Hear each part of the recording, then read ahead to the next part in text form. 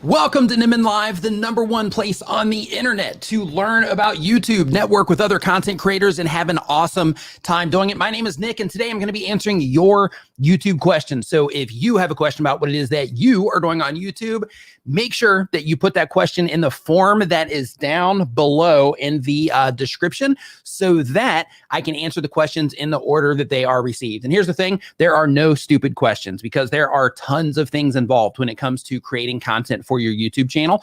And because of that, it's important that if you do have a question that you go ahead and, just go ahead and ask it, because you have myself that can answer it for you, directly right here on the live stream. But in addition to that, you also have an entire community full of other content creators that are also hanging out here in the stream that can also help you, with additional information you might need if you're trying to figure out what cameras to get or, things like that, just other creator problems. So we got you covered here on Nimmin Live. I also want to let you know that this stream is brought to you by TubeBuddy, the #1 browser plugin for YouTube content creators. TubeBuddy will help you optimize your videos. It will help so that they can get discovered easier. It'll help you research your competition. It'll help you test your thumbnails so that you can make sure that what you're doing is effective. It'll help you tag your videos. It'll help you mass optimize like a bunch of videos, like all kinds of amazing things. Like if you're a YouTuber, TubeBuddy is something that you definitely should be using.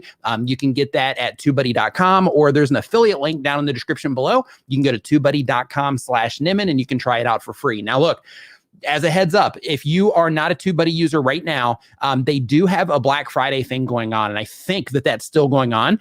I don't have a link for it myself, but I can tell you that Doug Hewson, who is in the chat right now, he is moderating the live chat. He's got a little blue wrench next to his name. He just had a live stream, and on that live stream, he was sharing his link for that. So definitely click on his channel name, go over to his stream, or Doug, you can just go ahead and drop that link right here for the Black Friday special for TubeBuddy. Now, here's the thing with that. You can't be a TubeBuddy user already to be able to take advantage of the Black Friday deal. This Black Friday deal is just for new accounts. And since it's already been connected to your YouTube account, they're going to know.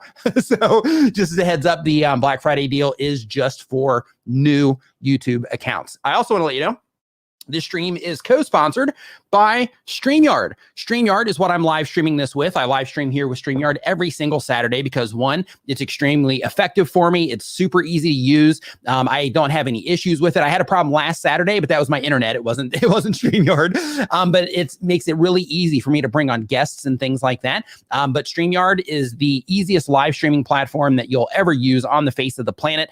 You can try StreamYard out for free as well at StreamYard.com. Now, look, I know there's a lot of Black Friday stuff going on. You probably give me a hashtag me if you're just like Black Friday fatigued. I am. Just emails and all these offers and all this stuff going on.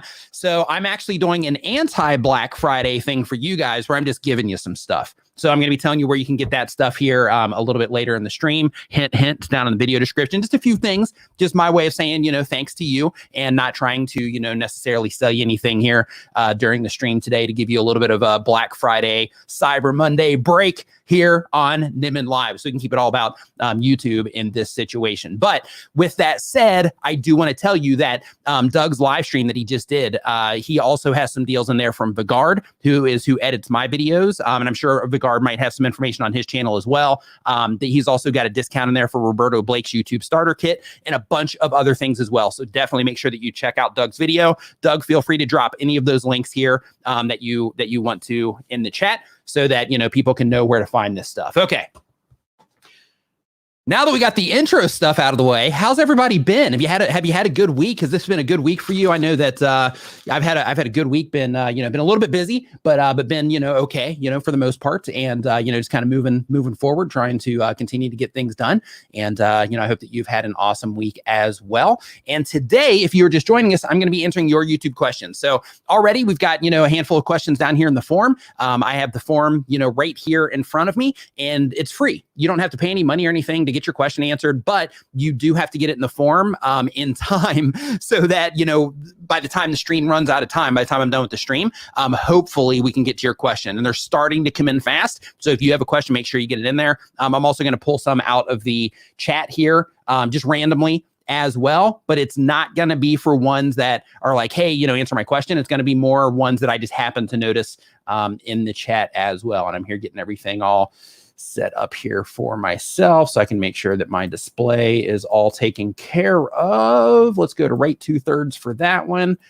Bam. Okay, now we are ready to rock and roll. Okay, so the very first question. So Doug said that here is the link to Vigard's LUT Pack, 60% off. Yeah, so you can feel free to, continue to post those from time to time, Doug, just to, bring, bring some attention to that stuff. And again, feel free to use your links to that stuff as well, Doug. Okay, so the very first question that we have is from Peter Sanchez. Peter Sanchez, they say that they have been on YouTube and making videos for less than 6 months. Let me know how long you've been making videos. Just give me a hashtag with a number after it. Has it been like 6 months? Has it been 2 weeks? Have you just started today? Are you considering making videos? Have you been making videos for years? I'm just curious to know. The type of channel says it used to be business tips, but I want to change it to budget travel. And the goal of the channel is to help people to travel to Europe without spending a fortune. Super cool. And the question, I'm from Mexico and I just moved to UK on a working visa and I'm not supposed to work in anything but my office job. If I happen to get the channel monetized, would I get in trouble? Or could I set up the payments to go to my Mexican bank account since you are in Thailand from the USA? I thought that you might know something about this kind of situation. Sure. So basically, if you do not have a work permit, that allows you to do the specific thing that you are trying to do, then you can technically get in trouble for it. Luckily, I have a work permit, so I don't have to worry about it. I was able to, get a work permit, because I do YouTube, and I also have a YouTuber friend here, and I help them with what it is that they do also. And because of that, it allowed me to be able to get a work permit, which also gives me permission to do my channel as well. So I recommend that you try to find something similar if you can. Okay, so next question that we have here is actually a super chat. Let me make sure that these are going to come through. You know what? I didn't turn my mix minus off. I was coming in a little bit hot today because I've been out running around. So give me 1 second here to adjust this so you can hear the sound effects as they play because they're awesome and I want you to hear them. Okay, so super chat. There we go. Got it. Okay, so the first one here is from Tana So Lit, says, good morning, Nick. Good to see you, my friend. Nice to see you as well. Hope that you are doing fantastic. Thank you for the super chat. Matt's RV Review says, hey, Nick, I'm trying to link 2 YouTube accounts to my Teespring store. I can't figure it out. How can I do that? Also, I now see a Spreadshirt option. Who is that and who is better, them or Spreadshirt? So when it comes to the two, like Teespring or Spreadshirt, Teespring is cool because it integrates, but Spreadshirt integrates now as well. So you can choose either one. For me personally, when I'm ordering, I will order from Spreadshirt because Teespring won't ship to me here in Thailand. If you're in the States, not a big deal. Doesn't matter. But Spreadshirt, it's just easier to get stuff internationally through them. So because of that, I always ask people if I'm trying to buy something and I can't get it from Teespring, I'm like, hey, will you upload this to Spreadshirt? But here's something that I want you to keep in mind. If you're just uploading logos and you're going to make those logos available on your channel, that's one approach, right? And when you are taking that approach, then in that situation, it doesn't really matter where you're putting the stuff, as long as you just get some test, samples and make sure that it's, the quality that you want. But when you are doing that, it doesn't really matter that much. But if you are doing things that the people that are into your content would, they would enjoy, they would find funny or, anything like that, to where it would be more of a kind of like a broader audience type of thing, then in that situation, put your stuff on all the platforms. Put your stuff on Spreadshirt, put it on Teespring, put it on Redbubble, put it on Amazon merch, like all of the stuff, put it everywhere. And then what that does is that gives you the ability to tap into their built-in marketplace. So like with all those stores, just like how YouTube has, built-in traffic, like you just show up with something cool. And then, as long as people respond to it, then YouTube will show it to people. The same exact thing applies for these merch stores as well, to where if you upload something cool, somebody runs across it because they go to those stores for the sake of looking for stuff to buy. And when they go there and they happen to run across yours, then you can actually get a sale from, whatever platform it is that they happen to be on. So if you want to kind of level up your merch game, then use all the sites, because some people prefer Teespring, some people prefer Spreadshirt, some people prefer Redbubble, and so on. So by putting it everywhere, that gives you the opportunity to, one, get sales from everywhere, but also just make it easy for the people that want to buy your stuff to buy it from the specific place that they prefer based on shirt quality or how the shirt fits or, whatever it happens to be. Like, for example, for this StreamYard shirt, inside, this thing is like a dream, right? Like I could sleep. I mean, I'll be honest, I wear this thing like way more than I should in terms of like, I don't take it outside. I just wear it in the house so that I don't have to like wash it all the time. And I wear this like, I don't know, probably every day. So if not every day, at least every other day. So because of that, I just literally before this live stream, in the StreamYard community Facebook group, I sent them a message and I'm like, hey, where are you getting this from? Because I would actually like to order from here too, because these feel like, these feel fantastic. So hopefully that helps. But in terms of linking the two YouTube accounts, I haven't done that on Teespring or Spreadshirt or anything. I'll typically do it like a per account thing. So I'm not sure how to link up both accounts. Let's see here. That took me a really long way to get to. I don't know how to solve the problem of linking the two accounts, right? But hopefully the information I share when you put your stuff on, all the platforms, and it's not just logo based. It's just something that your community would find interesting or funny. Then in that situation, hopefully that'll actually help you make more money instead of only uploading it to the right place. Salty Pirates TV, thank you for the super chat. Says, hey Nick, I have two questions. One, is it ever too late to add tags to a video? No, you're fine. But keep in mind when it comes to tags on YouTube, the most important things are, of course, the topic, title, and the thumbnail and the video content. And then from there would be the the description, and then after that would be the tags. So it's literally like the last thing on the list. So because of that, sure, go ahead and add the tags, but just don't sweat over the tags. Don't stress out over it. Don't be like, oh my gosh, is this the right tag? Anything like that. Like what you want to do is just think about, okay, the tags that I am going to put in my video, they just need to be relevant to give context to YouTube of what the video is actually about, right? So all you're doing there is you're just helping with that information. The second one, let's see here. If you get a video that goes viral, if I tweak the tags and titles in such viral video, will it mess with the overall views? It can.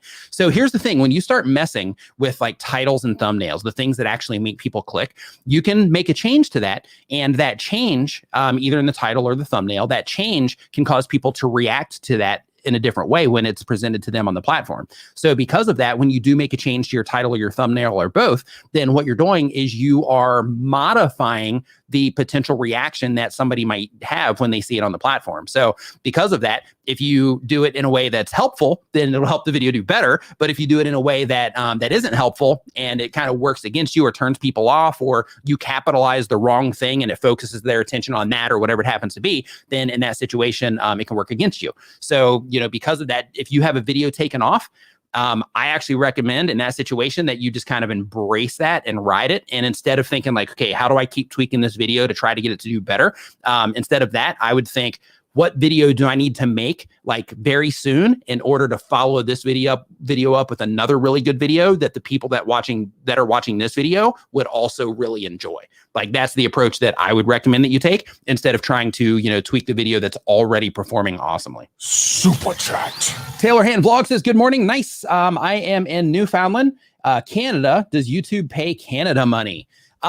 So in terms of what they pay out to, they actually pay US, but they will pay you into your Canadian bank account. I'm not sure, if it actually converts on the way through, or if your bank converts it, or if it just shows up as US dollar. I actually have, Canadian friends that are YouTubers, and I actually have people that I've worked with in Canada that also have, big YouTube channels, but we've never talked about, the actual process of, once the money hits the account, what actually happens to it. So I would just talk to your bank and see if they actually convert US as it's coming in, or if Canada keeps, US in US and then Canadian dollars in Canadian dollars.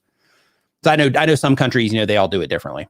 Let's see here. Like here in Thailand, everything gets converted on the way in, for example.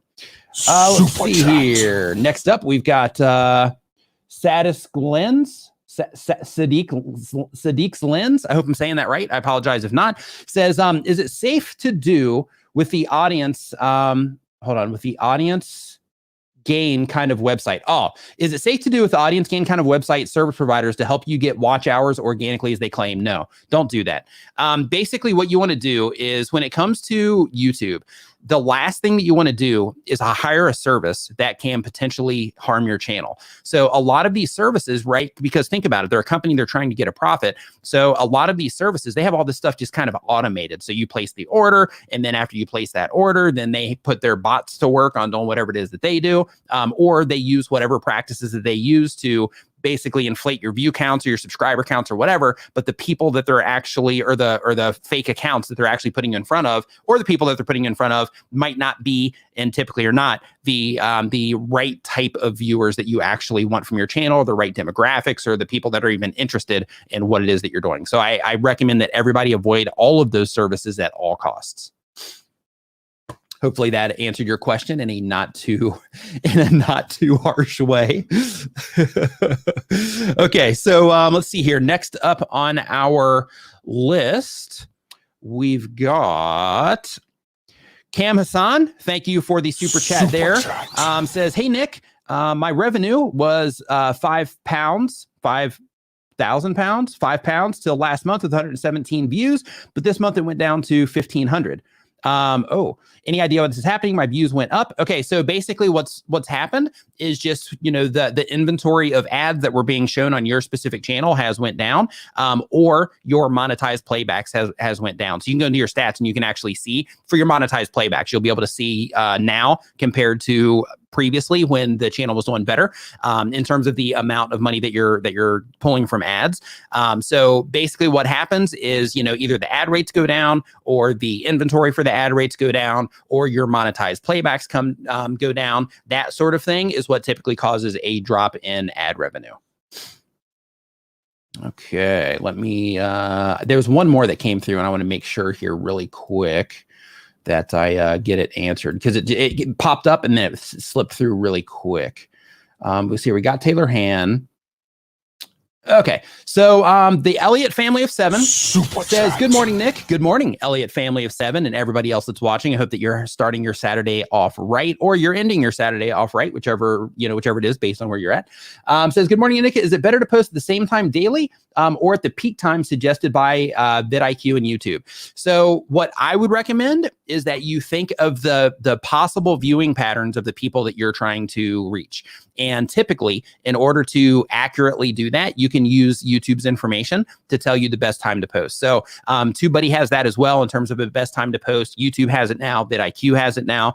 So when you are doing that, I would just look inside of your creator studio, and you're going to see exactly when people are the most active around when your viewers are on YouTube the most of your viewers are on YouTube. You're going to be able to see that directly there. I would publish at the same time in that situation, right? So let's say that in your particular case, most of your viewers are online at, let's say, 7 p.m. or 7 a.m. Then in that situation, I would publish at 7 a.m. Like clockwork, to make sure that you are getting in front of those people that are most likely to interact with your content.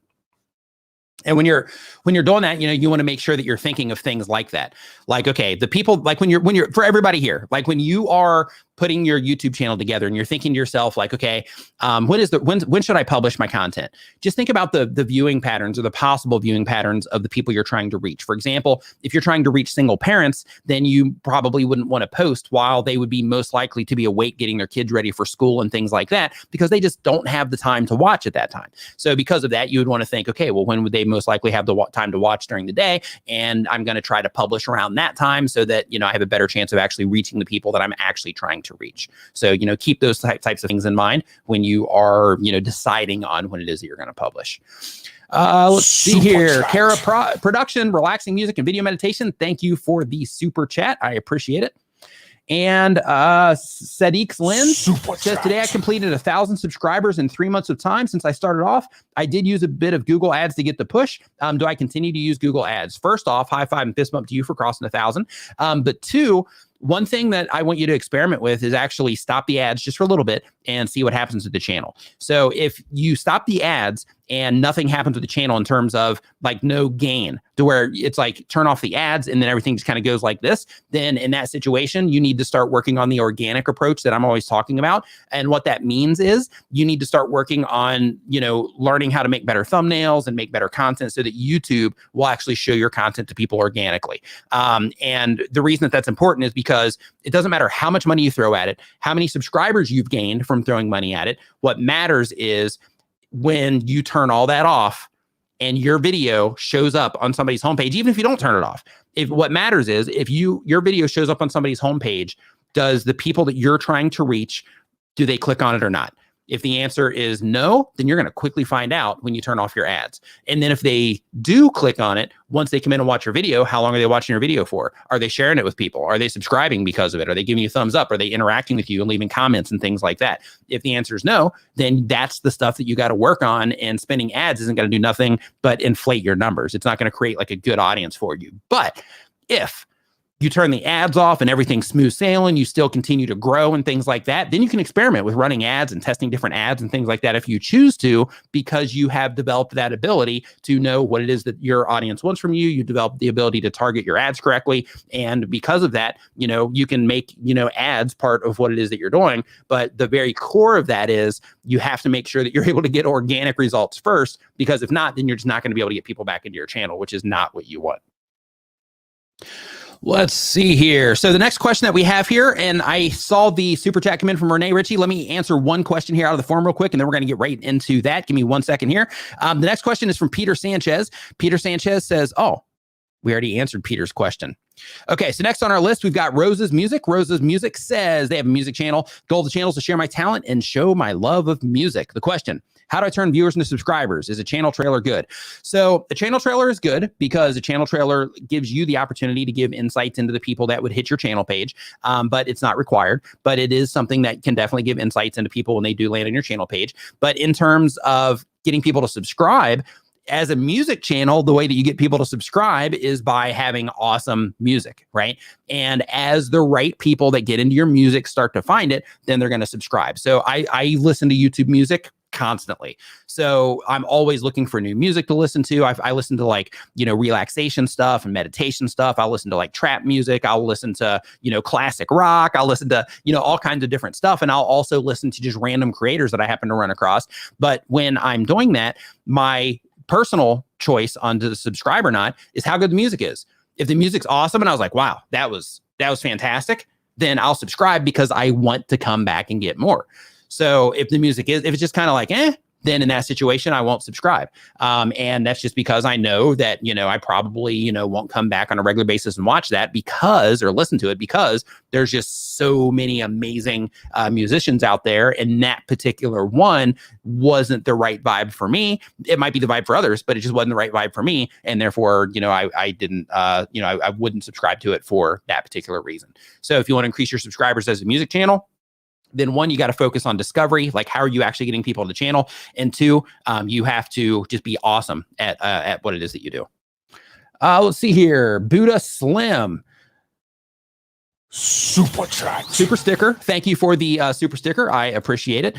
And also, on the music thing too, another thing to think about is, if you're trying to generate subscribers, then in that situation, you can do little things. Like if you're making music videos, then in that situation, you can have a little graphic that pops up and, that reminds people to subscribe and, that kind of stuff. Don't overdo it, but, just a little quick reminder so that for the people that are actually watching it and not just listening to it, they might see that little thing pop up and then that would remind them to subscribe. Or you can say it at the end of the video. But here's the thing when it comes to music, people like me, they'll start a playlist because I'm sitting here working, whatever, and I'll start a playlist and then I'll sit there and I'll just listen through the playlist. If I start getting interrupted with a bunch of stuff, then in that situation, I'll typically just skip that song or close that playlist and open up something else to where, my interruptions are lower. So Renee Ritchie says, hey, Nick. Super chat. Getting complaints on the comments about my goofy YouTube face thumbnails, but those thumbnails typically perform 5 to 10 times better. Any experience you can share with dealing with cranky comments? Absolutely, man. I get them too. I've worked with tons of people that also get the same type of thing. Here's the deal is the people that are not YouTubers don't understand why we do that. The people that are YouTubers that are just too cool to do that kind of thing, or they just don't, want to do that kind of thing. They also just don't get it because it's extremely effective for some types of content. And in my opinion, if you're getting a 5 to 10x gain on those compared to you not having the YouTube face, then in that situation, I would totally lean into that, because for every one of those one cranky wheels, so to speak, or squeaky wheels that are going to, be vocal about it, for every single one of those that you're going to get, you're also going to, out of that, 5 and 10x better performance, you're going to get a lot more people that are going to actually dig it because they're the ones that actually clicked on that thumbnail. They responded to it. They're coming in, they're interacting with you. So I would lean really hard on just doing what is actually effective way over like people just leaving comments, because when you are, and this works, everybody, like this works for all of your stats. This is why we're always talking about me and people who make content like me. This is why we're always talking about the importance of making data-driven decisions. So like in this situation, he has people in the comments, right, that are like, oh my gosh, I can't believe you're using, you know, faces like this. And I know similar things that are being said because they get said to me too. Can't believe you're using faces like this. Faces like this are so tacky. Wow, I can't believe you stoop down to this level. You know, like all kinds of crazy stuff that people come up with to say because they don't agree with the approach. However, that's that person or a handful of people. When the data tells you the masses respond to it in this other way, that's the information that you want to, you know, let guide your decisions in that situation. Yeah, the people, it doesn't matter what you do. People are always going to have something to say. If you stop using the face, people will be like, why aren't you using the face? If you're using the face all the time, people are going to be like, why are you using this face all the time? Like, it's like, you just can't win, right? That's the good and the bad of getting a lot of views and stuff like that, is you are going to tap into, all kinds of different personalities. Some are awesome and some are not so much. Your driver Mike says, just want to say thank you for the tips. I'll have 20,000 subs the next day or so, and I have gone full time. You're in good hands, all. Your driver Mike, high five and fist bump, man. Congratulations on the 20,000 subscribers, but more importantly, congratulations on being able to go all in on what it is that you're doing on YouTube, man. Awesome work. Congratulations to you. Another high five and fist bump, man. Nice work. Love seeing that. Aliad, what's up, dude? Says, Renee, do you do what you're okay with that delivers? As you know, people always complain, even if they get an iPhone 12 Max for $300. Absolutely. Yeah, so what's going to happen? So basically, I have a Black Friday giveaway that I'm doing. It's not really, hey, Brian G. Johnson's in the house. Roberto Blake's in the house. What's up, fellas? So I'm going to be sharing a link here a little bit later in the stream. So if you guys want to come in here a little bit later, you are always welcome. So if you are interested in that, then I'll be dropping that link here in a little bit into the Facebook group. But what I was going to say is that Tier Talk, I was actually going to say something else, but I lost my train of thought. But Tier Talk says, would you say as an influencer, getting subscribers to your channel is dependent on the influencer and not on YouTube? We have to promote it ourselves and can't expect YouTube to do it for us. Absolutely. So basically, YouTube does show your content to people if people respond to your content. And that falls on us, right? So as a content creator, if people aren't responding to what it is that we're doing, that means that what it is that we're doing at that moment in time, it doesn't mean that you can't figure it out. It just means in that moment in time, you just aren't far along enough yet to where you can get people to respond to what it is that you're doing, that you understand how to put content together and how to write titles that people click on and make thumbnails that people click on and things like that. So because of that, like if you are not getting views, like for all of us, I put out bad videos too. I put out videos to where I think that they're going to do way better and they don't. It happens to all of us. So, like when you have those videos that massively underperform or they don't perform at all, whatever it happens to be, then you have to look in the mirror and you have to say, well, maybe I didn't put as much effort into there. Maybe I took a gamble on this one and I thought they would respond, but they didn't. Maybe my title wasn't good enough. Maybe the topic, maybe, I could have come up with a better topic. It's always on us in that situation. So another side of that, though, is when you do have like a banger, right? Like when you do have one to where it's like, hey, this one's doing way better than most of the content on the channel, then, you should also look in the mirror and be like, hey, high five, fist bump to you for making a good content decision, for actually making the video, for like seeing that, that one project through of that particular video. So, it works in both directions, but absolutely, it's on us, because if we do the right things, YouTube rewards us for it. And that right thing is, we make content that people respond positively to, or in a nutshell, we make content that people like. And when we make content that people like and we can get them to click on it, YouTube identifies that, and then YouTube will continue to show it to people until people don't click on it, until people don't respond to it as highly as they were initially. Super chat. Let me do that again. Super chat. Lazy, that's me. Hey, dude, at least you're owning it. That's what I'm talking about. Like, I lie about it. I'm like, oh no, I'm not lazy, right? How I was just talking all that stuff about looking in the mirror. I'll look in the mirror and I'm like, oh no, dude, you're like super motivated. but then I'll sit down on the sofa and I'll like, I'll play with my phone for like, 20 minutes. So yeah, lazy, that's me. Making a whole channel about it. That's embracing, your superpowers right there. Says, I was wondering if YouTube ads are a good way to speed up the process to help YouTube understand the type of people interested in your content, since comedy content isn't really search friendly. Here's the thing. YouTube is not just search, and it's really important for everybody to understand that. So search is extremely powerful. If your content type supports it, it's advantageous to make sure that you are optimizing your videos for search. But at the end of the day, what you're ultimately trying to do is you're trying to get people to respond to your content wherever it happens to show up on YouTube. So just writing a title with a keyword in it, it's not enough. Right? That's not enough, because then in that situation, you're simply just targeting search, with a title or with a phrase that people are looking for. But if you take that phrase, you make it compelling, maybe you take away the phrase and you just focus on a keyword, but you make it super compelling. When that shows up on somebody's homepage, that's where you win the click. Right. So with your comedy content, when you're saying that, the comedy topics aren't very search friendly, then in that situation, you have to get really good at getting people to click from their homepage and getting really good at getting people to click from the suggested column. So that comes down to the comedy that you're actually making. That comes down to your ability to make a epic thumbnail in terms of something that will grab somebody's attention and make them think like, oh, I need to watch this right now. With all the political stuff going on, you've got like an easy street right now that you could be tapping into if you're not already. But you have tons of, things like that. You have, the political stuff now. You always have movies that you can make stuff about, or any music, anything that's popular in the world. You can make comedy about that. And then when it shows up on people's homepages, then it gives you the opportunity to tap into the people that care about that thing. So if it happens to be, I think like Crown is something a lot of people are watching now on Netflix. I think, there's another one about chess. I can't remember what it's called, Gambit or something like that, but a lot of people are watching that. So, the things that people are really interested in, when Rick and Morty comes out with, more stuff, you want to do that. Anything like that, when you tap into those sorts of things, when it shows up on somebody's homepage, if they're into that thing, like if I see comedy about Rick and Morty, clicking on it. Right. So because I just think they're hilarious, but like, like when you are, when you're thinking of, hey, how do I get exposure here on YouTube? It's going to come down to you being able to get people to click. So there's a guy, just to use as an example, I think he's approaching like 1 million subscribers now. His name's like JP something. He's a little bit edgy. I don't necessarily agree with, with some of his views on stuff. However, let's see here. I'm going to try to find him for you really quick so you can use him as an inspiration.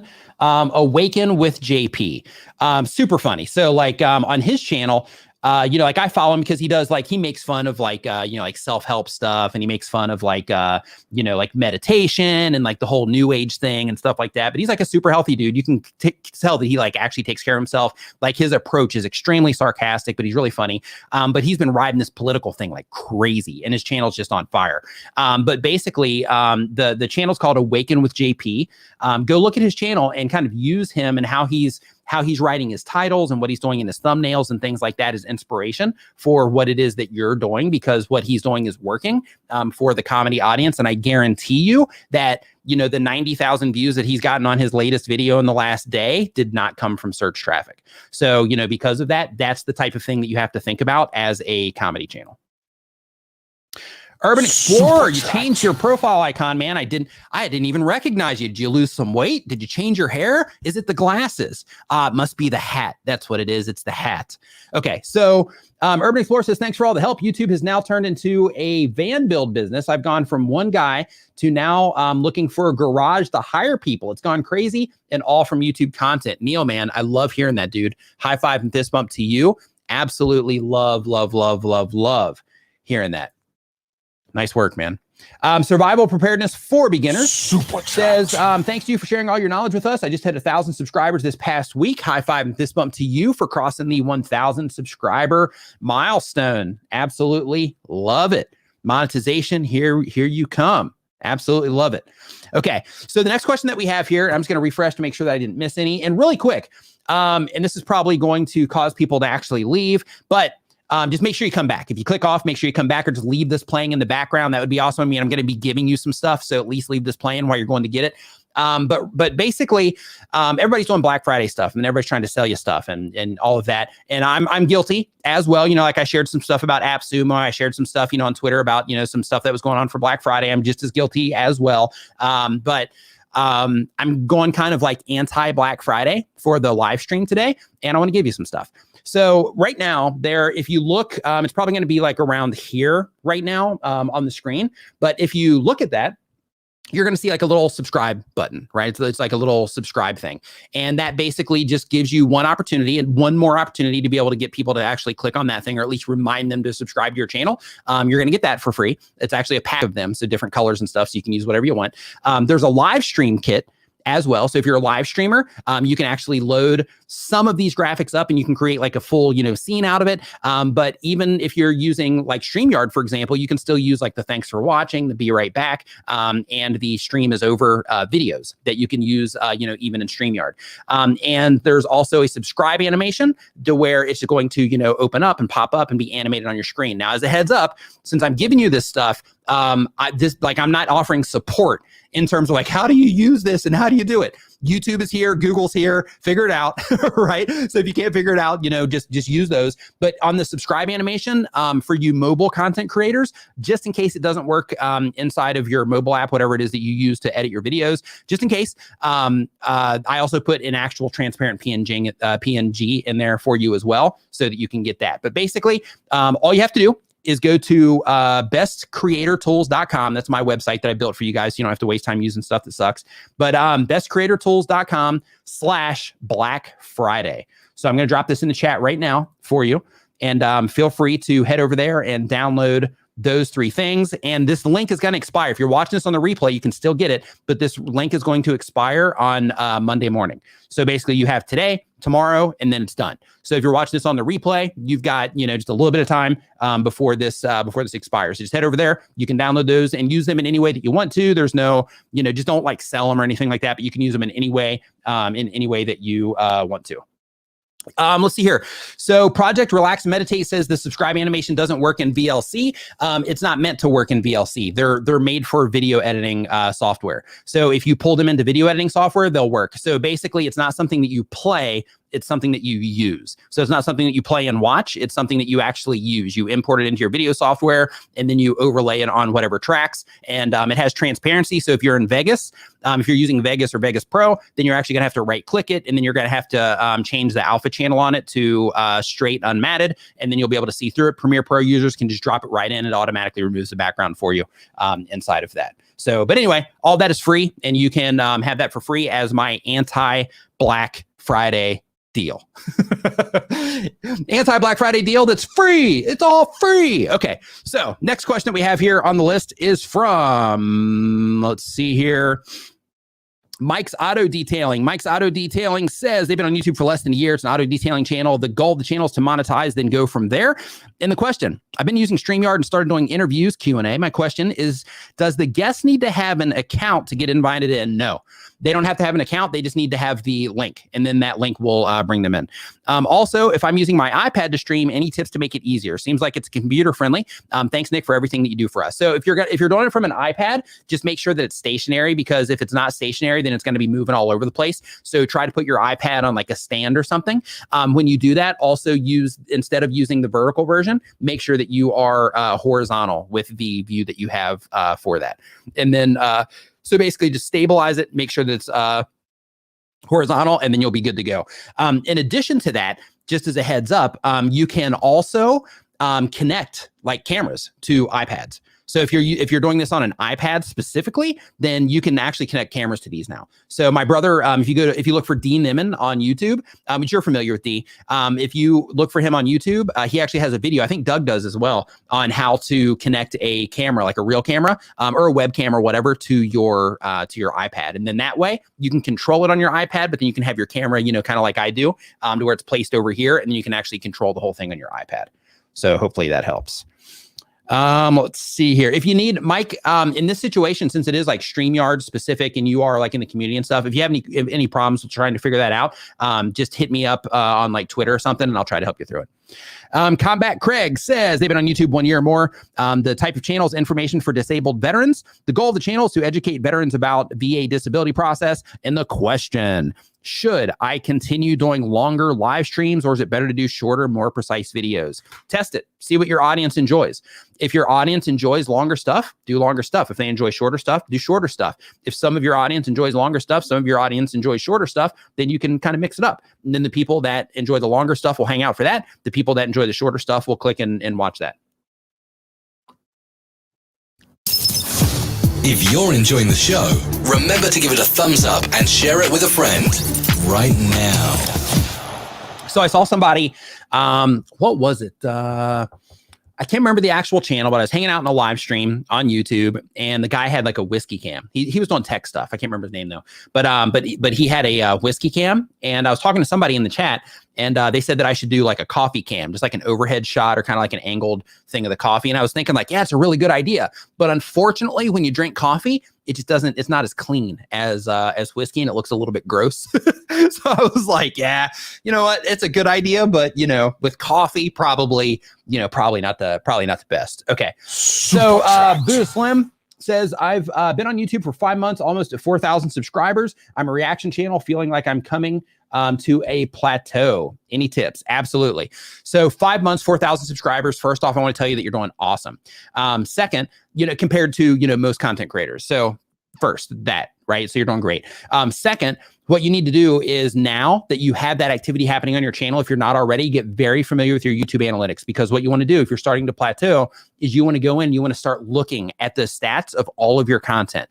And when you do that, you're going to start to identify why it is that your channel's kind of coming to a plateau. So like what you want to do specifically is when you're doing reactions to things, I don't know, without looking at your channel, while you're doing reaction to things, you're probably reacting to, different things, maybe about different things. So because of that, you can use the grouping feature inside of YouTube to actually group together certain stacks of content. So it's like, hey, these are all reactions to like this kind of, let's say you're doing like music or movie review reactions as an example. I'm just using this as an example because I don't know what you're doing, but basically let's say it's movies for the reference. So in this situation, you would say, okay, these are my reaction to all these movie trailers. And I'm putting all of those into a group. And then these are reactions to TV shows. And I'm going to put all these into a group. And then you're going to start to see, hey, when people watch these TV ones, they click on them more, they watch them for a longer period of time, they share these more, they like these more, or you're going to find out, hey, they share the TV stuff more, but they watch the movie stuff for a longer period of time, but the click-through rate on the TV stuff is higher. But when you group them, it allows you to actually compare the content sets against each other.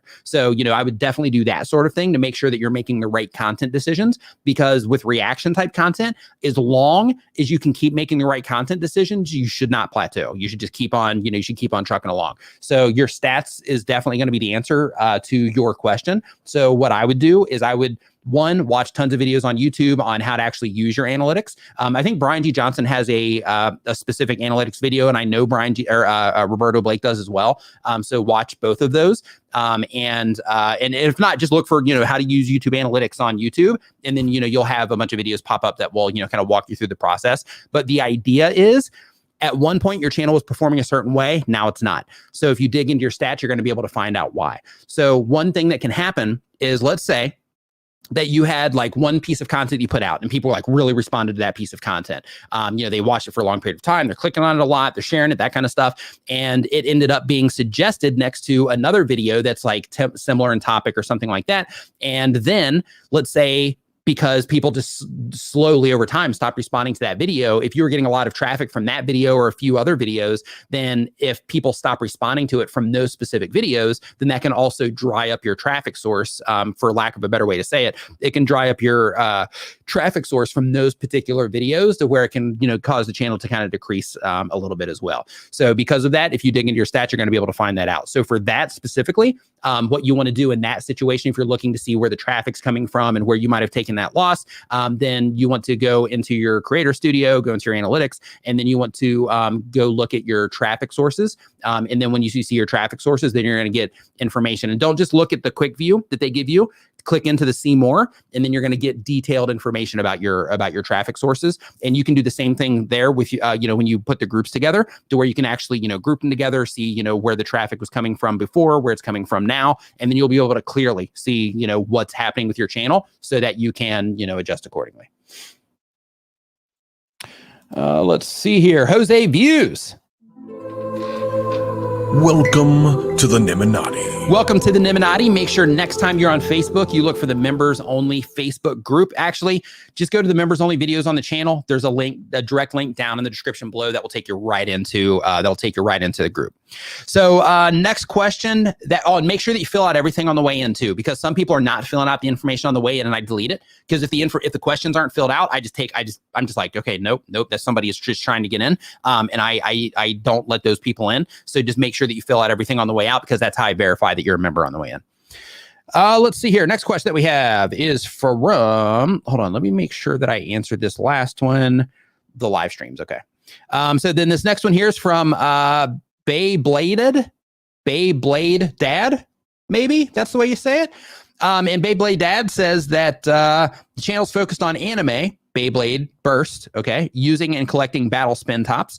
The goal of the channel, to help kids and parents bond, whether by playing or enjoying the anime. The question, I have a lot of positive feedback on my theories, which is great, but I sometimes get people saying it's clickbait. It's about 1% of the comments. Do I change my strategy for thumbnails or ignore the 1%?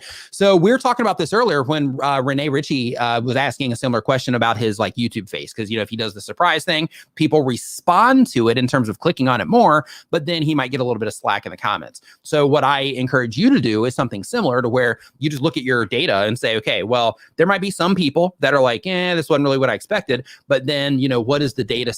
If the people are clicking on the video and they're watching the video in mass, not just like 5 people in your comments, but in mass, if people are clicking and they're watching your video for a fair amount of time, that tells you that your video is not clickbait. So if you look at your audience retention reports for that particular video or any of the videos where people are saying that, then if you see like a hockey stick to where like the video starts, and I'll just do it here just so that because we have a screen, let's say your video starts and it just drops, right? It drops like this, and then it kind of goes, down here kind of like this, right? In that situation, wouldn't it be awesome, really quick as a side thought, wouldn't it be great if it would actually write on the screen when I did that? Where's that technology, right? Okay, but anyway, like, but if it drops and then, just kind of, goes, down here the whole time, then yeah, it's probably clickbait.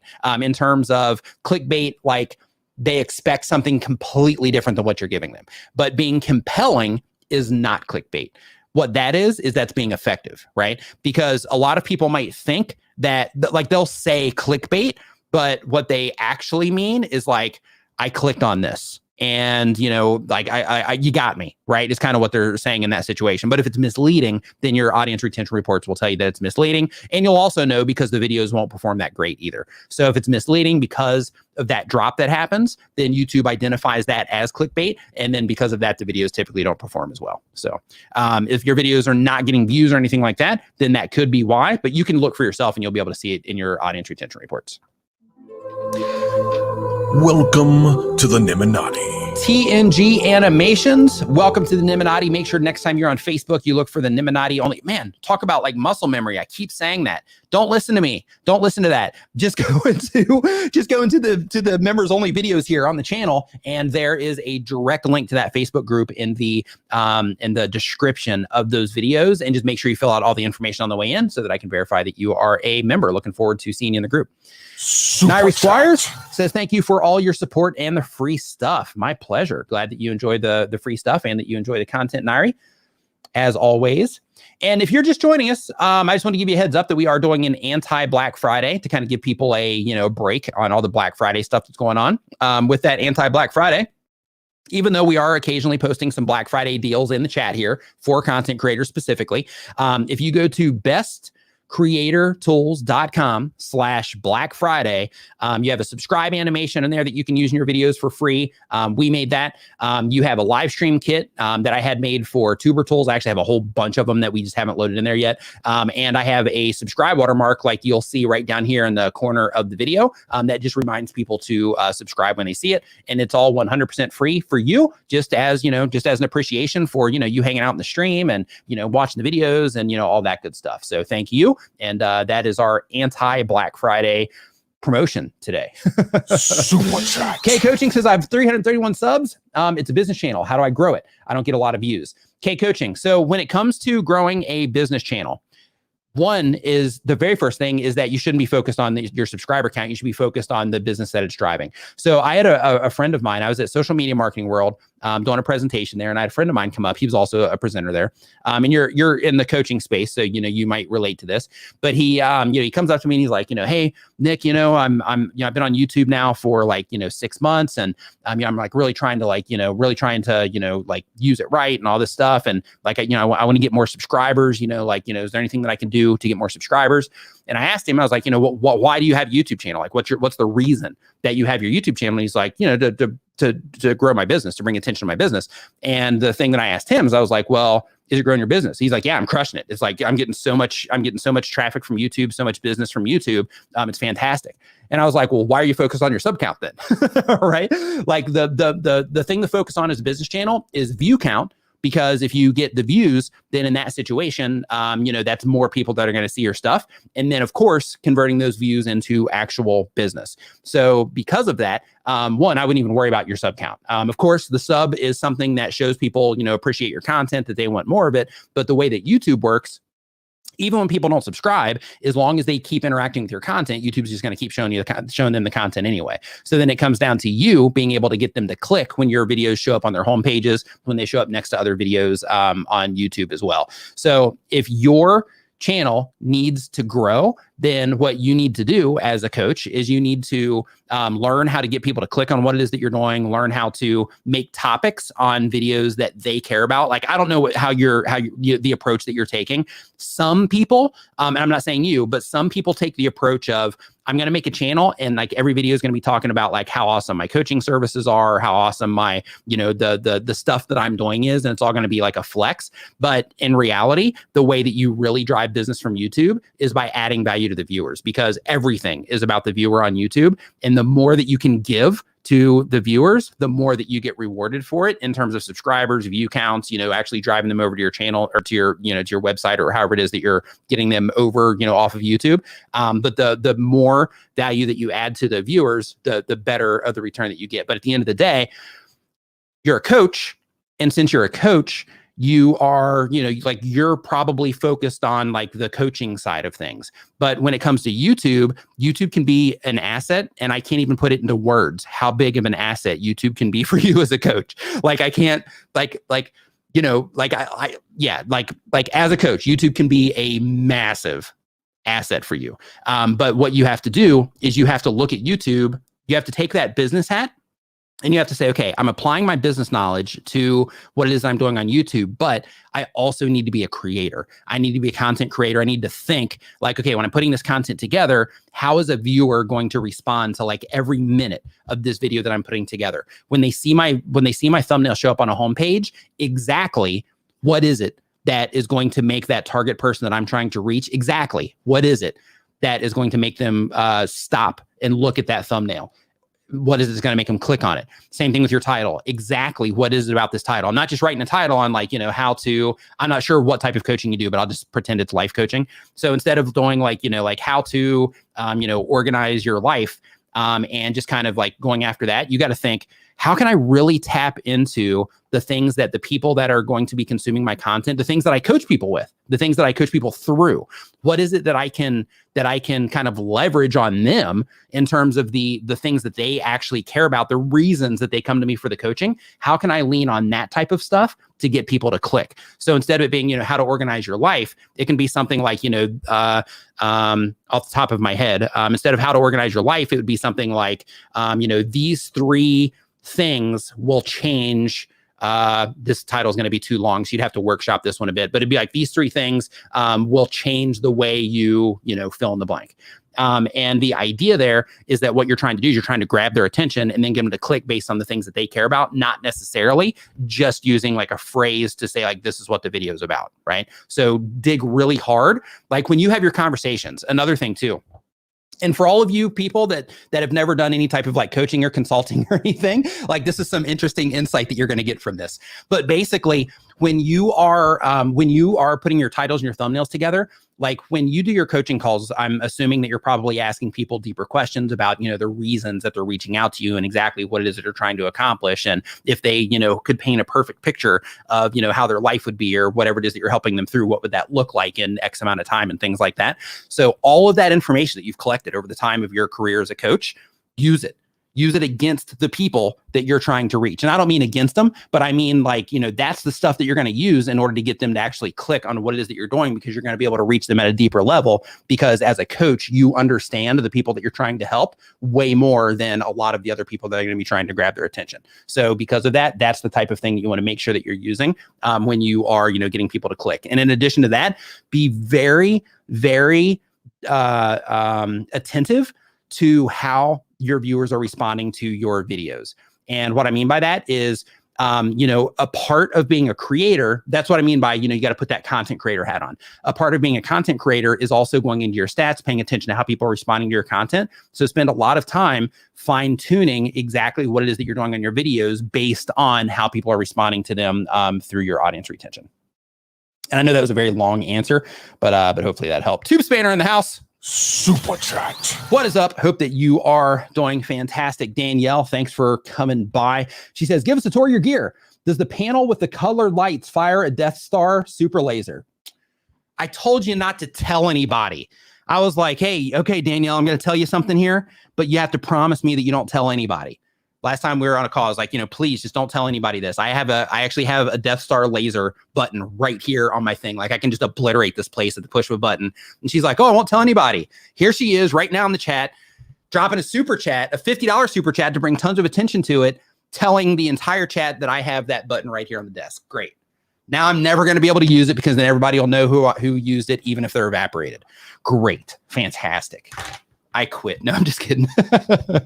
Oh, thanks for that, Danielle. So Tube Spanner, by the way, everybody, I'm partnering up with Danielle, on Tube Spanner, and we are it's already an awesome tool, but we are expanding what it is that it's doing, and we're just kind of fine tuning a bunch of stuff. So over the next 6 months to a year, it's going to turn into something really amazing. So if you have not tried Tube Spanner yet, there's a link to it down in the description below. But you're going to be hearing about Tube Spanner a lot in the coming months. T-Mad says, Nick, I've applied your tips and lessons towards my channel. I reached 500 subs 2 weeks ago and have gained over 100 since. High five and fist bump to you for crossing that 500. If you haven't yet, make sure that you grab your custom URL so you can have the youtube.com/tmad if somebody else doesn't have that. So make sure that you do that if you haven't yet.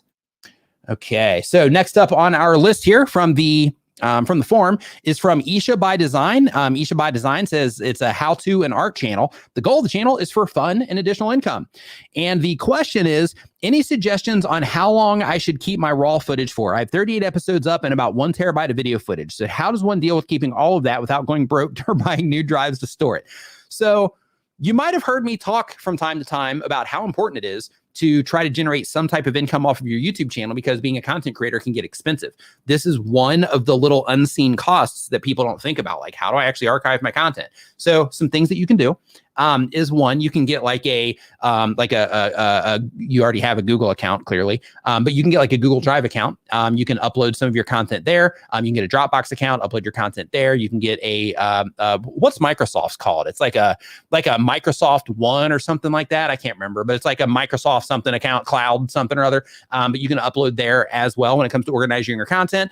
But backing up your content and storing it, depending on the type of content you make, in your case, how to and art, you definitely want to do that, because some of your content over time, you might be able to repurpose that and, on other websites that pop up, like how TikTok, a few years ago, it wasn't something anybody cared about. Now, everybody cares about TikTok. So then if you wanted to, you'd be able to dig into that archive, make vertical videos out of some of the content you've already made, and then just go ahead and you've already got tons of content for TikTok already, as an example. So because of that, you definitely want to store your footage, but you do have to find, some cost-effective stuff. So hard drives is one of the ways to do it, but it does get expensive quickly.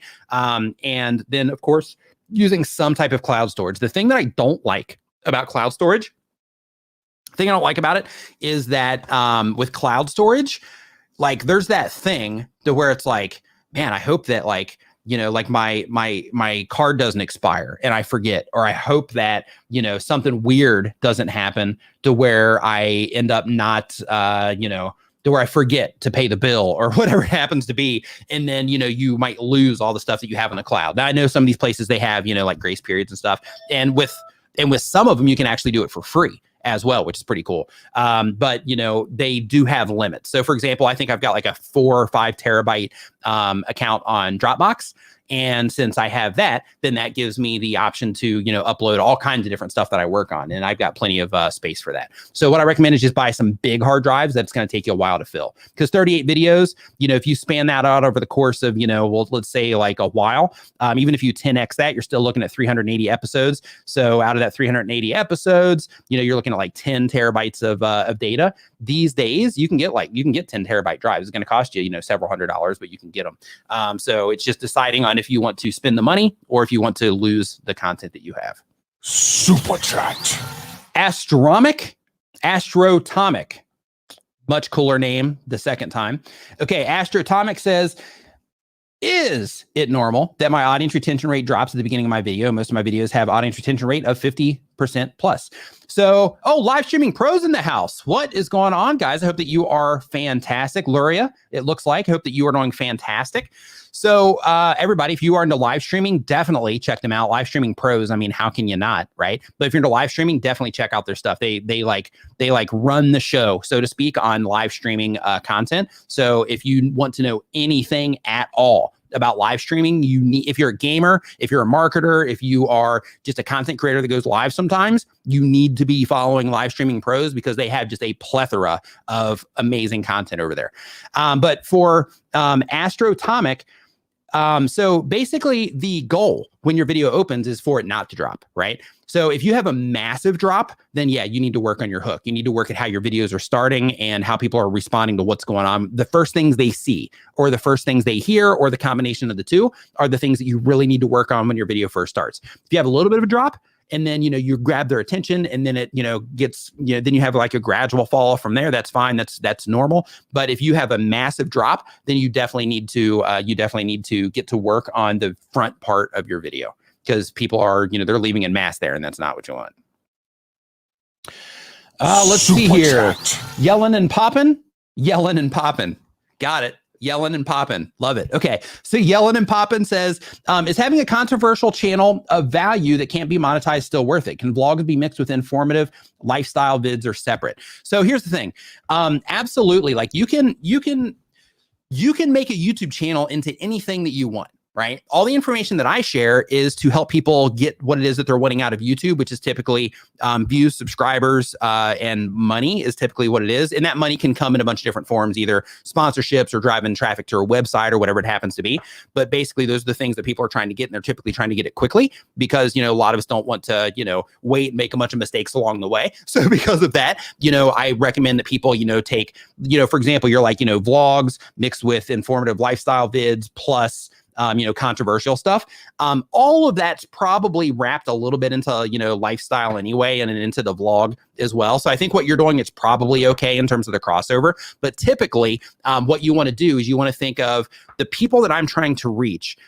Sure, there's going to be some people that respond to the vlog, some people that respond to the lifestyle stuff, but what it is that you're doing, you're going to have a fair amount of crossover there. So I think that you're okay. But what you want to avoid is you don't want to do something like, okay, well, now I'm going to start playing music, or now I'm going to start playing games, or, something like that, because then what you start doing with every additional thing that you add that isn't a perfect fit for a particular type of viewer that you're trying to reach, every different type of content you add, you start diluting your audience, and you start diluting that response that you might get for each video when you publish that content. Now, it doesn't mean that those videos won't do fine like later down the road, but what you start doing is you start kind of working against yourself, because let's say, just as an example, and I'm going to go extreme here just to explain the idea, but basically, let's say somebody subscribed to your vlog and they're like, wow, I love the way that she's like showing us around town, or showing us, like some insight into her life and things like that. And then you publish a lifestyle video where you're talking about, something lifestyle related. And they're like, hey, this is awesome too. I love this. But then you publish like, hey, here's me playing like trying to learn how to play guitar. Well, in that situation, they might be like, or if it's like, hey, this video is about how to play the guitar, or, how to do something else. Then in that situation, it might be like, that's not really what we're here for. So we're not really going to click on that video. Doesn't mean you can't build a new audience for it, but it just means that, your core audience might not respond to, that outlying content. So it's extremely beneficial to think of who is it that I'm trying to reach with my content, and what content do I need to make, or do I want to make, in order to make sure that I can consistently put out content that those particular viewers would, are the most likely to respond to. Super chat. The Book of Alpha Ranami says, Dr. BOA says, I stopped that initial 30% drop in viewer retention by eliminating my intro. I had to go so far as to not even say my name, just straight to the content. Bless up, Nick. Saving channels. Thank you for that. I appreciate it. And just as a note here, I just want to highlight what it is that he's saying. So if you're somebody that has, if you're using like intros on your channel and you're doing like all kinds of stuff, then, you want to make sure. And I'm trying to find it here so I can pin it, but it actually like scrolled way past. Here we go. But basically what you want to do is you want to say, okay, if people are leaving, I have the stuff that I'm attached to, right? I have the way of doing things that I'm attached to. Like I love my intro. I love, saying all this other stuff and, kind of leading people into it and things like that. But at the end of the day, if people aren't responding to it, then experiment like he's doing, experiment with it and see if you can get those numbers up by doing something different. So for example, if you've been watching my content for a long time, you'll see that the intro that I used to have, I had a custom song for it and like all kinds of stuff. I was, emotionally attached to my intro, but, for a really long time, it wasn't a big deal. People, would go right through it. I would lose hardly anybody during the intro, but there was a point in time where I started noticing dips. People were skipping past the intro. And I'm like, okay, they're not here for the intro. So, because of that, I need to, change that on my channel as well. Cause it's something that I always, anybody that I've worked with in the past, if they have intros, we're all like, that's one of the first things that we look at. But for me, because you guys are YouTubers and because of that, I might take a little bit of a different approach because, as a content creator, you might look at an intro and think, hey, I want to have an intro. So then you would see mine and it would be, in alignment with what it is that you think is a good video and that kind of stuff. So that was kind of my idea behind it. But eventually people started, not responding greatly to it. So I'm like, hey, plus, to be honest with you, to be completely honest, it was also a thing to where I'm like, by me using an intro, I'm kind of setting a bad example for other people that might look at how I'm structuring my videos and think to themselves, hey, that's what I should be doing in mine. And then by doing that, I'm also might be hurting other people's channels by me showing an intro on mine. So because of that, I'm going to take it off for my sake, take it off for the sake of not, sending people in the wrong direction as well. So a bunch of reasons behind it, but it's kind of the idea. But the important thing though is to make sure that you are paying attention to how people are responding to what it is that you are, what it is that you're doing. All right, Fully Involved Media Group, what is up? Hope that you are doing awesome. Roberto Blake said, just went past it. Hold on. Okay, so Live Streaming Pro says it's called Killing Your Babies. Oh, that sounds horrible. In the production world, you can love something and put a ton of work into it, but sometimes it's better to just let go of your babies. Absolutely. Roberto Blake says doing the same thing helped a lot with drop-off rate, and I found shorter intro had a higher completion rate. I now get 50% retention, but that's not by itself increasing reach, just so that you know. Okay. So next up on our list, we've got, oops. Oh man, I just like screwed this whole thing up. Okay. Next up on our list, we've got Isha by Design. We already got her taken care of. King Regum says they do Pokemon gaming. Who here is a gamer? Just give me a gamer, #gamer if you're a gamer. And as a matter of fact, also put what game that you play. So me personally, I've been playing a lot of Fortnite with my girlfriend. It actually started once this whole thing that we're dealing with in the world hit. Once that happened, then we started playing it. And then now it's kind of like a habit for us. So we play it just like all the time. We love it. Okay. So let's see here. So the goal is I want to go full-time on YouTube. And the question, hey, Nick, says, hope you're doing well. I am. Thank you. I hope that you're doing well as well. Says, my question is about how watch time affects ranking and search. Is total watch time more important than percentage watched for ranking and search? This seems like it would make sense for YouTube's goal of keeping people on the platform. So here's the thing. Unfortunately, when it comes to YouTube, there isn't like a just, here's the one, like your click-through rate. If it has this number, it's going to do great. And then your retention, if it hits this percentage, it's going to be great. And then if you have this exact watch time, it's going to do great in search, because there's so many other variables, like the other videos that you're competing against, like how are they performing, right? So like, let's say, for example, if you're going to go for something like, the keyword phrase that you're going after is like, new flavor of M&Ms, right? If that's what you're going for, then in that situation, you do a little bit of research and you look and you're like, wow, all these other channels, they have amazing thumbnails for, the new flavor of M&Ms. They've got, awesome titles that are super clickable. When I click on their video, like their video is just awesome. And, people are probably watching this for a really long time. Hence, all of those things happening, is why they're actually showing up at the top of search. But in addition to that, there's a good chance people are sharing their content. They're subscribing to the channel because of it. They're giving it a thumbs up. They're leaving comments, that the entire experience and the entire piece of content, everything is getting a lot of activity. And because of that, that's why that video ends up showing up in search. So if you're wanting to show up in search, you got to do all the things. Unfortunately, fortunately, but unfortunately for us, because we have to actually figure out how to do it. But unfortunately or fortunately, it does come down to technically how much watch time that we're generating per impression. That's what YouTube tells us. So they say, like, when it comes to YouTube search, the recommendation features, what they're trying to do is they're trying to get as much watch time per impression as possible. But what that means is, you can have a very high click-through rate, but your retention isn't amazing in terms of the percentage viewed or even the total watch time that you're getting. But because your click-through rate is so high, you're able to get people to click a lot more. And because of that, the amount of time that they're watching, even though that particular video, it might be for a lesser amount of time, you're still able to generate tons of watch time per impression.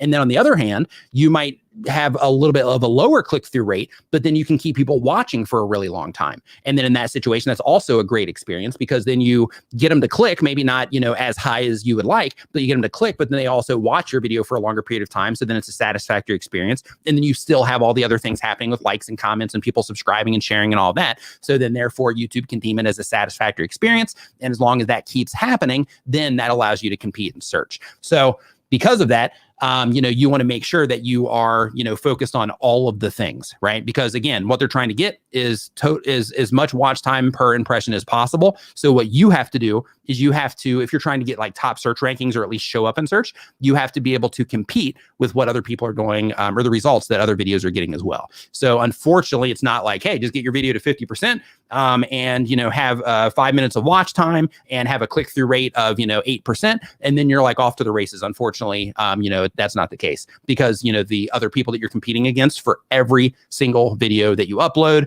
and for all the different sources on YouTube as well. But if you are targeting search, one thing that I do want to tell you is if you do notice that you have certain videos that you just like dominate search for. If you go into your traffic sources, you can actually see the click-through rate, the watch time, the percentage viewed, all that stuff from the specific traffic sources as well. So if you are specifically targeting search, instead of just looking at the general funnel that they show you on the quick view, dig in, actually click on the see more, and then go to your traffic sources. And then you can start seeing all the additional information for whatever it is that you're actually trying to target with your videos. But at the end of the day, if you can get your videos to show up in search, there's a really good chance they're going to show up everywhere on the platform as well, as long as people respond to them in those spots. All right. So let's see here. Doc Rock, what's up, dude? Hope you're doing great. Says, did a 5-hour live yesterday. Started with 6 days watch time when it was done. Yeah. Preaching to the choir, my man. Preaching to the choir. Okay, so Zane Shah says they do bi-weekly content. The type of channel is how to make money online. Enjoy those CPMs. Says the goal of the channel is to provide value and become Google of how to make money online. It's great, man. That's what I did with YouTube. And the question is, can I share live highlights on the same channel, pros and cons? I go live for 2 hours and I just want to post one clip per week. My main channel has many videos about selling on eBay. When I post a video about Amazon or Shopify, I get less views. Should I make another channel? Keep on posting, as I believe many eBay sellers do look to sell on multi-platform. I want the channel to be about e-commerce, not just eBay. About 2.5 subs at the moment. So if you want the channel to be about e-commerce in general, then make sure that your value proposition is all based around e-commerce in general. So what I mean by that is, if your videos start up and you're like, hey, I'm Zane, and on this channel we talk about all things eBay. Instead of that, the switch would be, that it's about, actually making money online, or that it's about, e-commerce in general. So basically you would put that, even if you don't say it in your videos, you might put that blurb in your About Me page. You might put that blurb in your channel art, and just make it clear to where it's easy for people to find that information, that you are about e-commerce and not just about eBay. So that's the approach that you want to take in that particular situation. Oh, and about some videos, like if you do it on Amazon or Shopify, they don't get as much traction as the eBay stuff.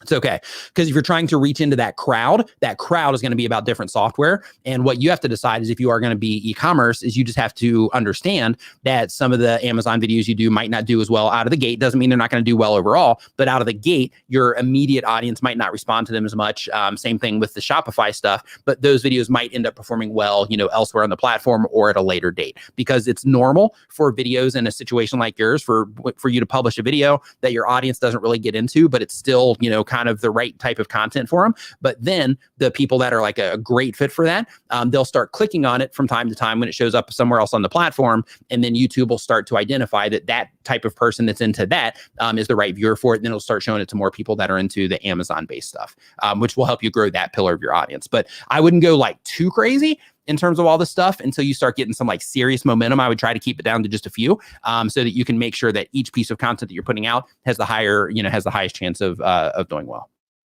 Super chat. Positive vibes. Love the channel name. Love positive vibes as well. Always about those positive vibes. YouTube notifications don't work at times. Is there a way to have subs to sign up for mass text to notify when the channel is going live? So yeah, there are services for that. There absolutely are. And when you are signing up for services like that, then one of the cool things is that when you are publishing your video, like right after you publish, you can send that out. But the thing is that not everybody's going to click in and watch your video there either. Like, part of the problem with YouTube notifications is even though they send the notifications out, people still have to be able to receive those notifications. So what I mean by that is if you go into your analytics, they're going to show you how many people actually click the bell, and then they're going to show you how many people are actually able to get notified. And if the people aren't signing up for YouTube's notifications, there's a chance that they're probably not going to sign up for yours either. But there are services that you can use for that. Off the top of my head, on the SMS side, I don't have anything. Roberto might, if he happens to still be in here. But off the top of my head, I don't know any SMS services that I could recommend. But in terms of email, then you can do that through email as well, to where you get everybody on the list. But then they would also have to, look into their email to actually, know that you published the video. But even with that one, that's another one that YouTube stopped using because people just didn't respond to it, that much. So, just keep that in mind when you're putting all that stuff together. Super chat. Vim says, what's the best way to break into video essay niche? Make amazing essays. Make amazing essays, look at what everybody else is doing, and think to yourself, okay, this is what everybody else is doing. What can I do to stand out, to differentiate myself from, all the other people that are doing this? And how are they packaging all this stuff up? And how can I use that as inspiration, but then make it better so that I can get a better response, or at least a competitive response compared to what everybody else is doing? And then, of course, if you're doing video essays, then you gotta, it just gotta be awesome, because, people will respond with watch time and subscribing and comments and likes and all the stuff that you want. They will respond if you create awesome content. Let's see here. Pixel Pagan says, is it worth having chapters in my videos? I fear it would ruin my overall watch time if people were skipping through. Keep up the excellent work. So with the chapters in your videos, in my opinion, I think it adds to the viewer experience. However, sure, people will skip around to different things. So because of that, you can lean on the viewer experience side and say, I'm going to try to make this as awesome as possible. If I'm showing people 10 different things, then I will, categorize those 10 different things so they can easily find what they care about the most. Another advantage of the chapters is that, sure, you might take a watch time hit from, some of the viewers, but depending on what your approach is, like, for example, if you're trying to, show up in Google, then your actual chapters by themselves, each chapter has an opportunity. If you, add an actual title to it or whatever, each chapter also has an option to, or the possibility to show up in Google as well. So if you are targeting search, then in that situation, targeting Google with the chapters is, something that you can tap into if you are using chapters in your videos. Let's see here. And we had another super chat come in from the Egoist. Thank you for the 99 cents. I appreciate it. 99 euros. Let's see here. Roberto says, video essays, pick something very relevant and something that will challenge people. All right. Next question that we have here on our list is from Jivuda. G Vuda says they do bi-weekly content. The type of channel is technology and education. The goal of the channel is to educate and bring awareness among Telugu people and earn money too. The question, still at 0 subs and I have no social network to share. So what are the other options? And if possible, check the channel. Okay, so I'm not checking the channel, but in terms of not having social media to share, that's fine. So a big thing that you see. So, okay, let me back this up so I can give you some context. So I'm on like all the subreddits for YouTubers. I'm in like tons of YouTuber groups, even though I might not interact in there. I'm a member of tons of them. And the reason for that is so that I can go into all these places. And on Reddit, I interact a lot, but on some of the other ones, I don't. But the reason that I do that is because it helps keep me informed on the general things that people are thinking when they're starting YouTube channels. So one of the things that people commonly think is that they have to have social media in order to grow a YouTube channel, but you don't. The beautiful thing, the gorgeous, glorious, amazing, magical thing about YouTube is that YouTube is the social media platform. So they have over 2 billion logged in users, right? And with those 2 billion logged in users, all you have to do as a content creator is make content that some of those people will respond to when it gets put in front of them, in terms of they're going to click on it. And then once they click on it, they're going to enjoy that video. If you can do those two things, just that, if you can get people to click on your stuff a lot and get them to watch and enjoy the piece of content that you have, you don't need anything else. You don't need to run ads. You don't need to have any other social media accounts if you don't want. I mean, I recommend that everybody, whatever your channel name is, if that is going to be the brand that you're going to build on YouTube, I strongly, if I had a stick, I would say it with a stick. I'll use a pencil. I strongly recommend that you get your social media, or that you get your YouTube channel name on all of the social media accounts. Get it on TikTok, get it on Twitter, get it on Instagram, get it on Snapchat, get it on anything else is out there that you think that you might use in the future. Even if you might not use it, still try to get it. And the reason for that is because if you don't, somebody else might.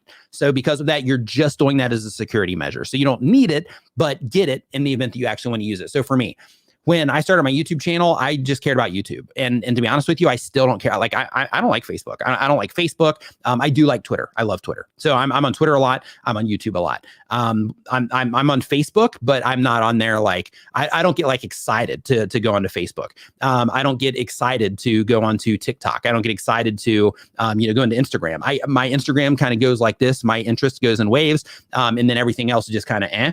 But like if you think that you might use something in the future, then definitely get it. But at the end of the day, you can do awesome on YouTube just by focusing on YouTube by itself. And then you can have bleed over from your YouTube channel. So if you focus really hard on fine tuning what it is that you're doing here, and you start getting a response here, then you can start talking about your other social media accounts, which, by the way, if you're not following me on the other places, make sure that you do follow me on the other places. The stuff is right here on the screen right now. At least it should be popping up here any second now.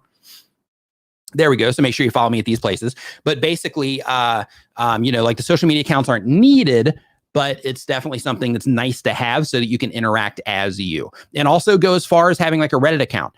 So for example, like my old channel, my All Our Questions channel, for that particular channel, I even have a Reddit account on that particular channel as well, even though it's something that I don't use. So, getting all those things will protect that for you. It'll protect your brand so that other people can't squat on your brand. So next up, we've got, let's see here. Did I answer this one here from G Vuda? Yep. Okay. So next up on our list, we have Insightology. And real quick, if you're just joining us, first off, if you're just joining us, just give me a hashtag me, just so I can get a quick gauge of the new people in the chat, so that if there's a lot of new people in the chat, I can let you know about the giveaway thing that I'm doing, to where you can get some free stuff for free right now. And you don't even have to do anything. As my anti-Black Friday thing. Okay, so we got some me's in here. Okay, so heads up for everybody that is in here, I'm doing an anti-Black Friday and or anti-Black Friday Saturday, sorry.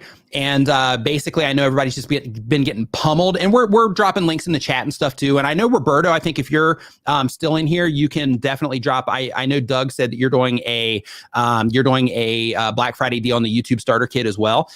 So I know Vigard has a promo he's doing that we've been dropping in the chat. I know Roberto has one. I know TubeBuddy has a promo that they're doing right now that Doug has a video about. You can watch that. Doug, feel free to drop that in the chat. But basically, since everybody's trying to sell you stuff on Black Friday, and again, I'm guilty too. Like I wasn't trying to sell you stuff for me, but one of the people that one of the companies that I use a lot, they actually ended up sponsoring a video in the past as well. They're having some Black Friday deals, so I shared it on Twitter. But like that kind of stuff is how I've also been guilty of that. But as a anti-Black Friday Saturday, if you go to bestcreatortools.com/Black Friday, and I will go ahead and just drop that in the chat here really quick. But if you go here, you can get for free, and there's no opt-in, there's no like anything. Like this is just as a thank you to you for hanging out and just being cool. There's a subscribe animation. It's motion animation. If you're on a mobile device, there's a transparent PNG in there that you can use in yours if the video files aren't compatible. There's a live stream kit, Live Stream Pros. You might want to check that out. But there's a live stream kit. It's like a bunch of like overlays and that kind of stuff. There are also animated graphics as well. But you can piece together a kit for those depending on the streaming software that you're using. But there's also like thanks for watching stuff in there. Be right back video that you can even use inside of StreamYard, for example. And the little thing that's showing up down here in the corner of the video, as long as I'm getting the side right here, there is the little subscribe thing. There's a whole pack of those on that page as well. So just feel free to go there, download that. The link expires on Monday. So if you're watching this on the replay, of course, you can still get it. But if you're watching this on the replay, you heard me say that earlier, so I won't keep saying it. But just a heads up, if anybody's wanting to download that stuff, you can get it. You can get it there. Okay, so next up on our list, we've got Insightology. Insightology says they do mental health, productivity, and self-improvement. The goal of the channel is to use my experience as a mental health professional to help people improve their lives. Love the mission. Love the mission. The world needs more people like you. The question, I'm struggling to figure out who I should target my videos towards. My advice is something that anyone can utilize regardless of age, gender, stage of life, etc. This is why I cannot seem to focus my target audience. Any suggestions? Well, in your particular case, so if I were to look at the channel, I could narrow it down for you really fast. But when you are thinking of who it is that you're trying to reach, you also want to think of things like, what is it that you're actually trying to do with the channel? So yeah, you're trying to help people improve their lives. So that's good. So what you would think of in that situation is, okay, like where would I be able to have the biggest impact? And that's the people that you want to try to reach. And the reason that you want to fine tune it and not just try to reach everybody is because when you fine tune it, you're going to be able to serve them better, because you're going to be able to understand, hey, if I'm targeting like a older demographic or a younger demographic, like if you just went with that, then that is going to change how you make your thumbnails. It's going to change the titles that you use. It's going to change how you're actually putting your videos together compared to if you're targeting like an older crowd. So because of that, it's really important to say this is like a general idea at the very least. I mean, the more detail you can get, the better off you're going to be. But at the very least, think of like, okay, am I targeting males, females? Am I targeting, an older crowd, a younger crowd? And for like a younger crowd, how can I communicate to an older crowd to where it will resonate with them? If I'm targeting a younger crowd, how do I need to communicate to where it's going to, resonate more with them? Maybe I talk more about, I make more references to things that younger people would understand compared to making reference to things that older people would understand. And of course, you can cross it over, but ultimately, it's a really good idea to make sure that you do have something that you are shooting towards in terms of the people that you're trying to reach. Now, there is something called general audience, and that means that your content is literally for everybody. So if you're making entertainment type content, that can be general audience type content. But even with that, it's general audience because the shareability is extremely high and things like that. But even with that, you still, like if you're like a serious content creator, you still go through the process of figuring out who it is that, is going to have the highest likelihood of like really responding to what it is that you're doing at the highest level. Those are the people that you really target. And then since they respond so well to it, other people end up seeing it, which then turns it into the general content. So, those are some things that you want to think about. Roger Wakefield in the house. What's up, dude? Hope that you're doing awesome. Hope that you're doing fantastic, fabulous. All of that good stuff.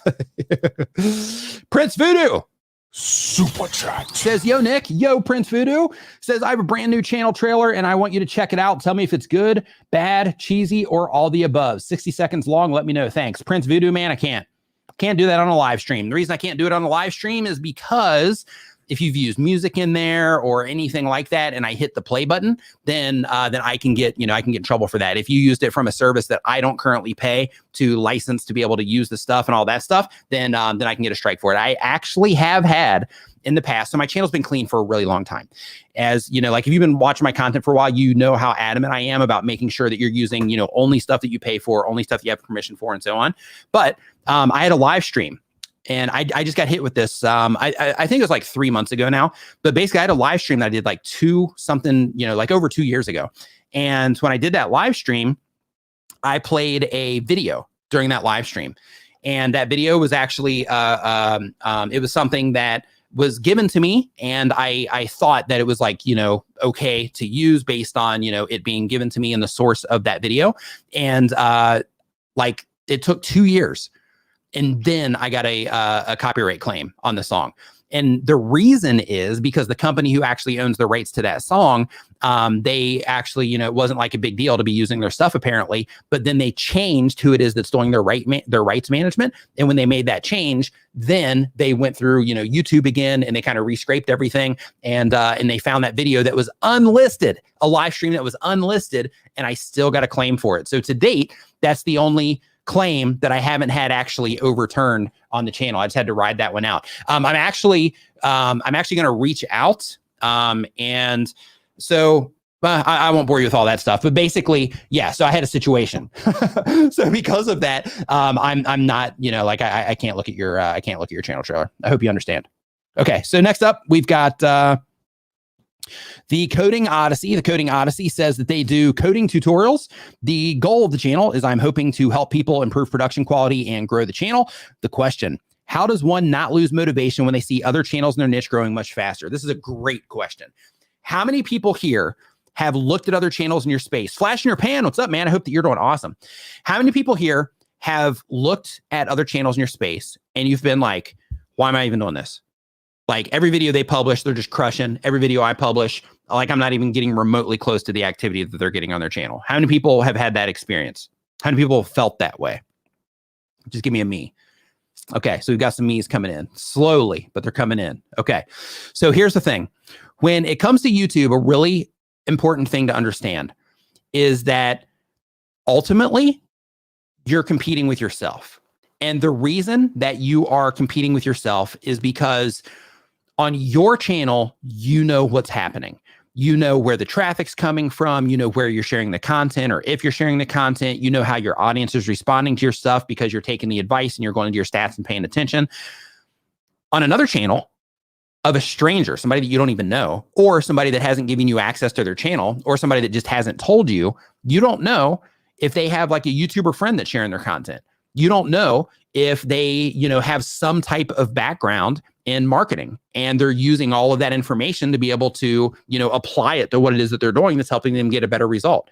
You don't know if that person has like copywriting experience, or if they had, if they went to school for like psychology or something and they're able to use that in order to get people to click on what it is that they're doing more, right? Like you don't know any of the stuff that's happening on the channel or any of the things that are actually making that channel run. So because of that, it's important to, of course, you want to pay attention because that kind of shows you the potential, right? If somebody's just like, just doing like way better, then that shows you like, okay, so if they're doing that good and I'm not, that means that I can. Right. So what you want to do in that situation is you want to look and you want to pay attention. Like, yeah, they're doing awesome, but you don't want to look at yourself as like not worthy or not as good because, just because you're not getting the results that they're getting now. So the approach that you want to take in that situation is you want to look at those other channels and you want to look at it as inspiration. You want to say, okay, they're doing great. Every time they publish a video, people are coming in, and you want to start analyzing their channel and all the other channels in your space that are doing the same thing. You want to look at like how they're putting their videos together. You want to look at the specific things that they're saying. Literally watch their videos in like 15-second clips and write down, okay, 15 seconds, first 15 seconds. Okay, that was an intro. They said this. Okay, 15 more seconds. Okay, this is what they said. Okay, now we're getting into the content. I'm going to watch for like 30 seconds now, or at least until something major happens. Okay, there's that. I'm going to write that down. This is what's going on. And do that for everybody in the space. And then what you're going to do is you're going to compare that against what it is that you're doing. And keep in mind, you don't want to alter everything it is that you're doing to mimic exactly what it is that they're doing. But what you want to do is you want to say, Okay, so their intro took literally 3 seconds in terms of like the video started, they told them what they were going to get, and they got right into the content. That took 3 seconds. On my video, it takes me 15. So the audience retention drop that I see at the beginning of my video, it might be because of this.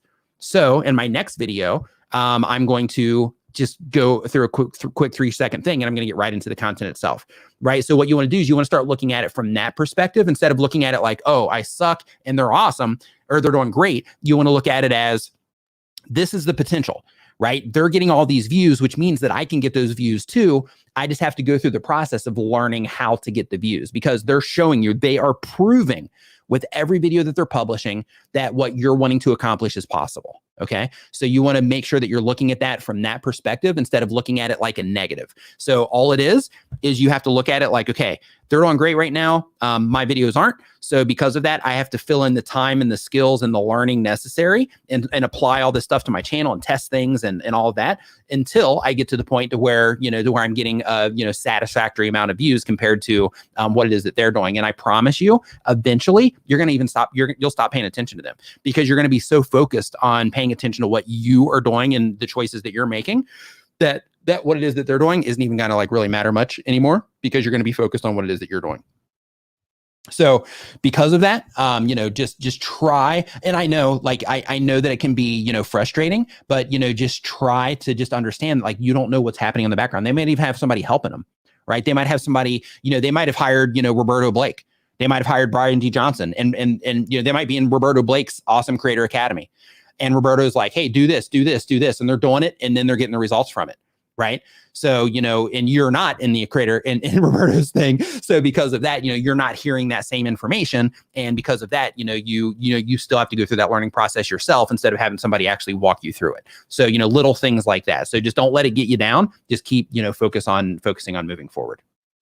Nick's Fan TV Super Chat says, can you recommend a scene switcher for OBS? So Live Streaming Pros is in the house. They can probably recommend a whole stack for you. But for me, I use the Stream Deck. That's what I use. So the Stream Deck here allows me to like, this is where I do sound effects and stuff. But anytime that I do like a stream where I'm doing like Streamlabs, then in that situation, I'll use the Stream Deck as the switcher. So I have one here. This one's like the smaller one. It's got 1, 2, 3, 4, 5 times 3. It's got 15 keys on it.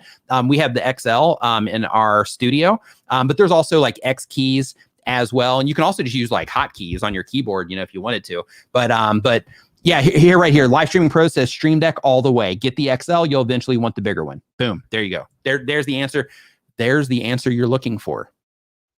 Okay, next up on our list here, we've got, and if you're just joining us, by the way, we are having an anti-Black Friday Saturday today. And because of that, since everybody's been getting bombarded with Black Friday deals, and we're dropping some deals here in the chat too. We're dropping some links to some stuff that'll save you some money as a content creator for some stuff. But as a opposite of that, for the fatigue that everybody's feeling on getting marketed to like a machine over the last 24 hours, if you go to bestcreatortools.com/Black Friday, there's some free stuff there for you. There's a subscribe animation that you can use in your videos for free. There's a link in the description, and there is a live stream kit that you can use if you're a live streamer. And there is a subscribe watermark like you see right down here in the corner of the screen right now. All that is free. There's nothing you have to do. There's no opt-in. I don't even have a pixel on this site, which is in order to track you and remarket you or anything like that. That's why I put that link here and not on my tubertools.com website. So I'm like, hey, like we're all good intentions here, right? So you can get that at bestcreatortools.com. Artistic Brain says, you missed my super chat. Okay, I will go in there and grab that right now, Artistic Brain. All right.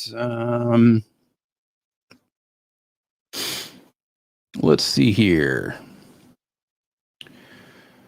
So we've got Artistic Brain says, does it help more if I upload frequently? Great question. So when you are uploading videos more frequently to YouTube, here's how it helps you. It helps you learn how to make videos quicker as long as you're paying attention. It helps you learn how to make videos quicker. It helps you learn what people respond to quicker. To where, for example, okay, let's do this. If I'm uploading one video per week And every video that I upload is an effective video in terms of people come in, they watch the video, they get a satisfactory experience, they interact with it, share it, all that good stuff. And it's effective, then that's a win, right? And if you are uploading 5 videos a week and they're not effective in terms of people aren't clicking on them, they're not watching them for a fair amount of time, they're not further engaging with them in any way, shape, or form, and because of that, they're not getting a lot of activity, uploading a lot isn't going to help in terms of like YouTube systems saying, hey, they're uploading a lot, let's just, try to send viewers there. It doesn't work that way. But if you are uploading effective content, like for example, if I went daily, then, my channel would do awesome because I know how to put content together that you guys, enjoy. So because of that, if I started doing daily content, then, the content would do, it would do well. But it's because I've been doing this for 6 years, right? So when you are, thinking of like, how often should I upload, you want to make sure that you're not uploading so much that it takes away the time that you need to dig into your analytics and figure out, what people are responding to and how they're responding to what it is that you're doing.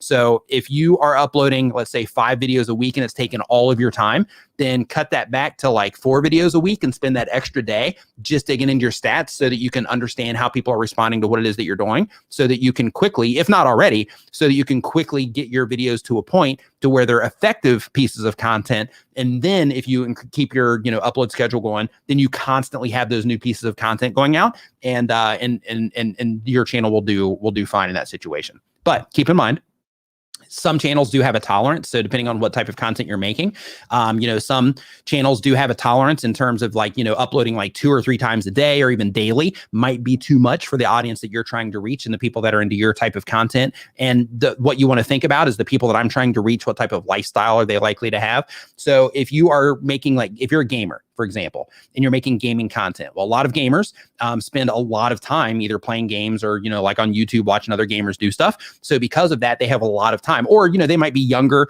And since they're younger, they don't have to work or anything like that, especially in like the summertime. So then you can look at those situations and you can say, well, if I'm trying to reach this like younger demographic that might be out of school, then I'm going to take advantage of this 3-month period when they're not in school. And I'm going to, upload, 5 days a week because they have the time to watch the content.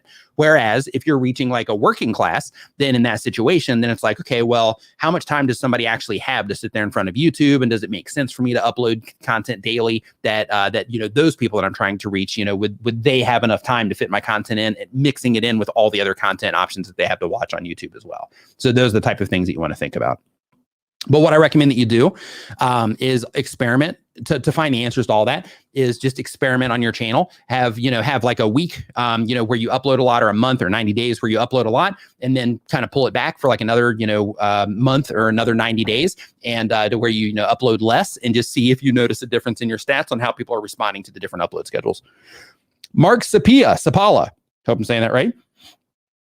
The goal of the channel is to get booked as a speaker. Love it. Says, okay, get booked as a speaker. The question, hey, Nick, thanks for everything you do for our community. My pleasure. Says, I have a question about paid work versus giving away content for free on YouTube. I just got booked to do a private workshop on how to communicate better in online meetings. I have a lot of such content on my channel, so it seems to be working. However, as a lot of the workshop content to be found for free on my channel, I'm uncertain how to feel about charging for it in the workshop. The buyer could just go and watch it for free.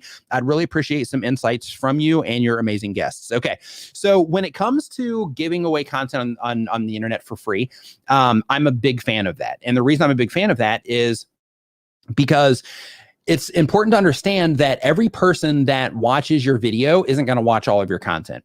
And the people that are trying to learn from you still are not going to watch all of your content. Like, for example, out of the almost 400 people that we have in the chat right now, I guarantee you, at least it's my assumption, I can't guarantee it, but it's my assumption that there's nobody, not one person in the chat that has literally watched every single one of my videos. They might, you might have watched a lot, but there's a really good chance that, I'm leaning really hard on the idea that, that you haven't watched all of the content on the channel. You might have watched, some of it, you might have watched huge blocks of content, but you haven't watched everything. So because of that, when you are giving out free content on the internet, you should definitely, if you're trying to get booked as a speaker and you're trying to monetize in that way in terms of using your channel to help you drive awareness to the services that you offer, then in that case, absolutely give. Because when you give, then that's going to be the thing that actually brings the people in. And then the people that don't have the time, or they just don't have the desire to dig through, and this is where it matters, but they don't have that time to actually dig through all of your content, right? They're like, hey, I mean, they got all this content on here. I don't have time to watch 50 videos on, on this thing that I'm trying to learn. And I don't even know, like where to start, like which videos first and second. And, like they have to literally dig through your channel in order to find the content that they want. Whereas when you sell it as a service or you put it together in a course format, what you're doing in that situation is you're actually adding structure to it. You're adding structure to it. You're catering it to the people that you are actually working with. And you are like on a course situation, you're adding structure to it, making things really easy to find. You might even share like expanded information there to where, on YouTube, we got to think about like watch time, audience retention, all that stuff. So we might like blow past an idea, but in a course, you can just kind of slow down. And you can like really talk out, exactly what it is that you're trying to communicate instead of trying to think like, hey, I got to make sure I keep them watching for another minute, right? So, it allows you to, more effectively communicate in that situation. And then when it comes to actual, the services that you're offering in that situation, then that takes it from your YouTube channel where they can get the information to you're literally catering the information to that individual or that company that you happen to be talking to at that point in time. So the free stuff brings them in, and then the people that, it basically brings them in and creates that relationship. And then once that relationship is created, then the next thing on that list is the people that are like, hey, I don't have time to watch all these videos, or I would just love to work with this person because I dig their personality or whatever it happens to be. Those people will reach out to you, for business. But make sure that you make it known that you offer those services, because a lot of people, when they're trying to generate business from YouTube, they'll forget that they have to remind people that they can actually contact them, to work with them one-on-one or hire them or whatever it happens to be. So just make sure that you're making it known, that you have in every one of your video descriptions, maybe even your About Me page, that you actually offer the services that you offer so that people can know that they can contact you for those services. Next up, we've got, we got him already. Hey, so live stream, Brian G. Johnson back in the house. What's up, my man? So live streaming pros, was saying hi to Brian G. Johnson TV, but Luria. So there's a thing here, and I saw this. So one thing that's really important with branding, and I just want to bring this to everybody's attention really quick. So one thing that's really important with branding is like when you can come up with stuff that maybe somebody might see like in real life, where like they see something. I actually just made a video about this with Matt Gielen, but basically when you are out in real life and people can be reminded of you when they're out doing stuff. Like for example, Brian G. Johnson. If anytime I see a poodle, the first thing that comes to mind is Brian G. Johnson. Anytime I see, like every time, because right now we're finishing a house, and because Roger Wakefield is always here, in the chat, and he does plumbing based content. So literally every single time I go to a hardware store, which is almost daily right now, when I hit that section of the store, every single time, Roger Wakefield. Anytime I'm anywhere near the drywall stuff, Paul Peck Drywall, right? So like when you can do things that pop up in real life, it makes it like, a lot more powerful, the M&Ms, for example, too. But the thing I want to bring to your attention, Luria, and let me see if I can find it here quick enough. But anyway, one of the stores here, it's called Index, and they have a unique furniture section. And the thing with this, because one of the things that she does in her branding is uniquely you, and the whole thing is about like embracing, the you that you really are, right? She could put it into better words, but that's kind of the idea, and to just letting yourself, be you and, all of that. But basically this store, I'm trying to find it here really quick because you're going to love it. But basically it was one of those situations. Yeah, right here. So here, it's not exactly how she does it, but I saw this. I don't know if you can see that or not, but it says like unique. And I took this, and I've been meaning to send this to you since November 8th. I've been meaning to send this to you, but I forgot. But I just like the spelling of it and all that. But I just thought, that it was cool. And but when I saw that, the first thing I thought was Luria with her uniquely you thing. But anyway, we'll move on. But I just wanted to talk about that for just a second. Okay, so Heavy Metal Chef says, how do you do an interactive question and post it? Asking for a friend. How do you do an interactive question? So do you mean like how am I doing this? Is that what you mean with the form down in the description? If that's what you mean, with this, all you do is it's a Google form. So you just go, it's free. You fill out a Google, or you basically put together a Google form. It's really easy to do. And then you just put that link in your description. Then people can go down there and they can drop the, drop whatever question it is in the description. Simplified Gardening says that they used to have an index here, there as well. Let's see here. Tarantula Collective. What's up, man? Super chat. Says, my main channel has 12-minute videos. My second channel is long-form podcast. Should I start a third channel for podcast clips or post them to my main channel? Test it.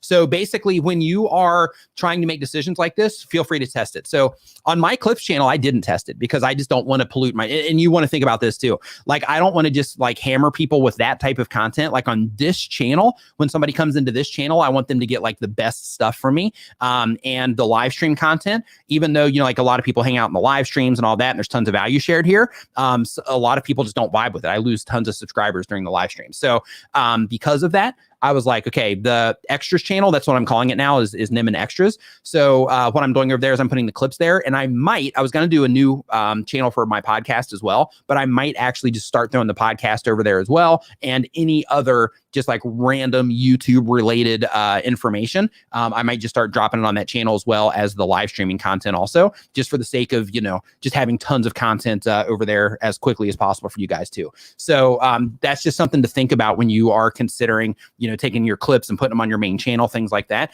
is just think about, okay, with our podcast or with the live streams, whatever it happens to be, you know, if we do cut these up into clips, is it going to be a good experience for the people on the main channel as well? Or are we going to make this channel kind of like a supplementary channel to where our main focus is on the one, but then this other one's kind of like a, hey, we also do this. So if you care about that, then that's here too. If you know, want to, you know, if you want to consume that stuff also.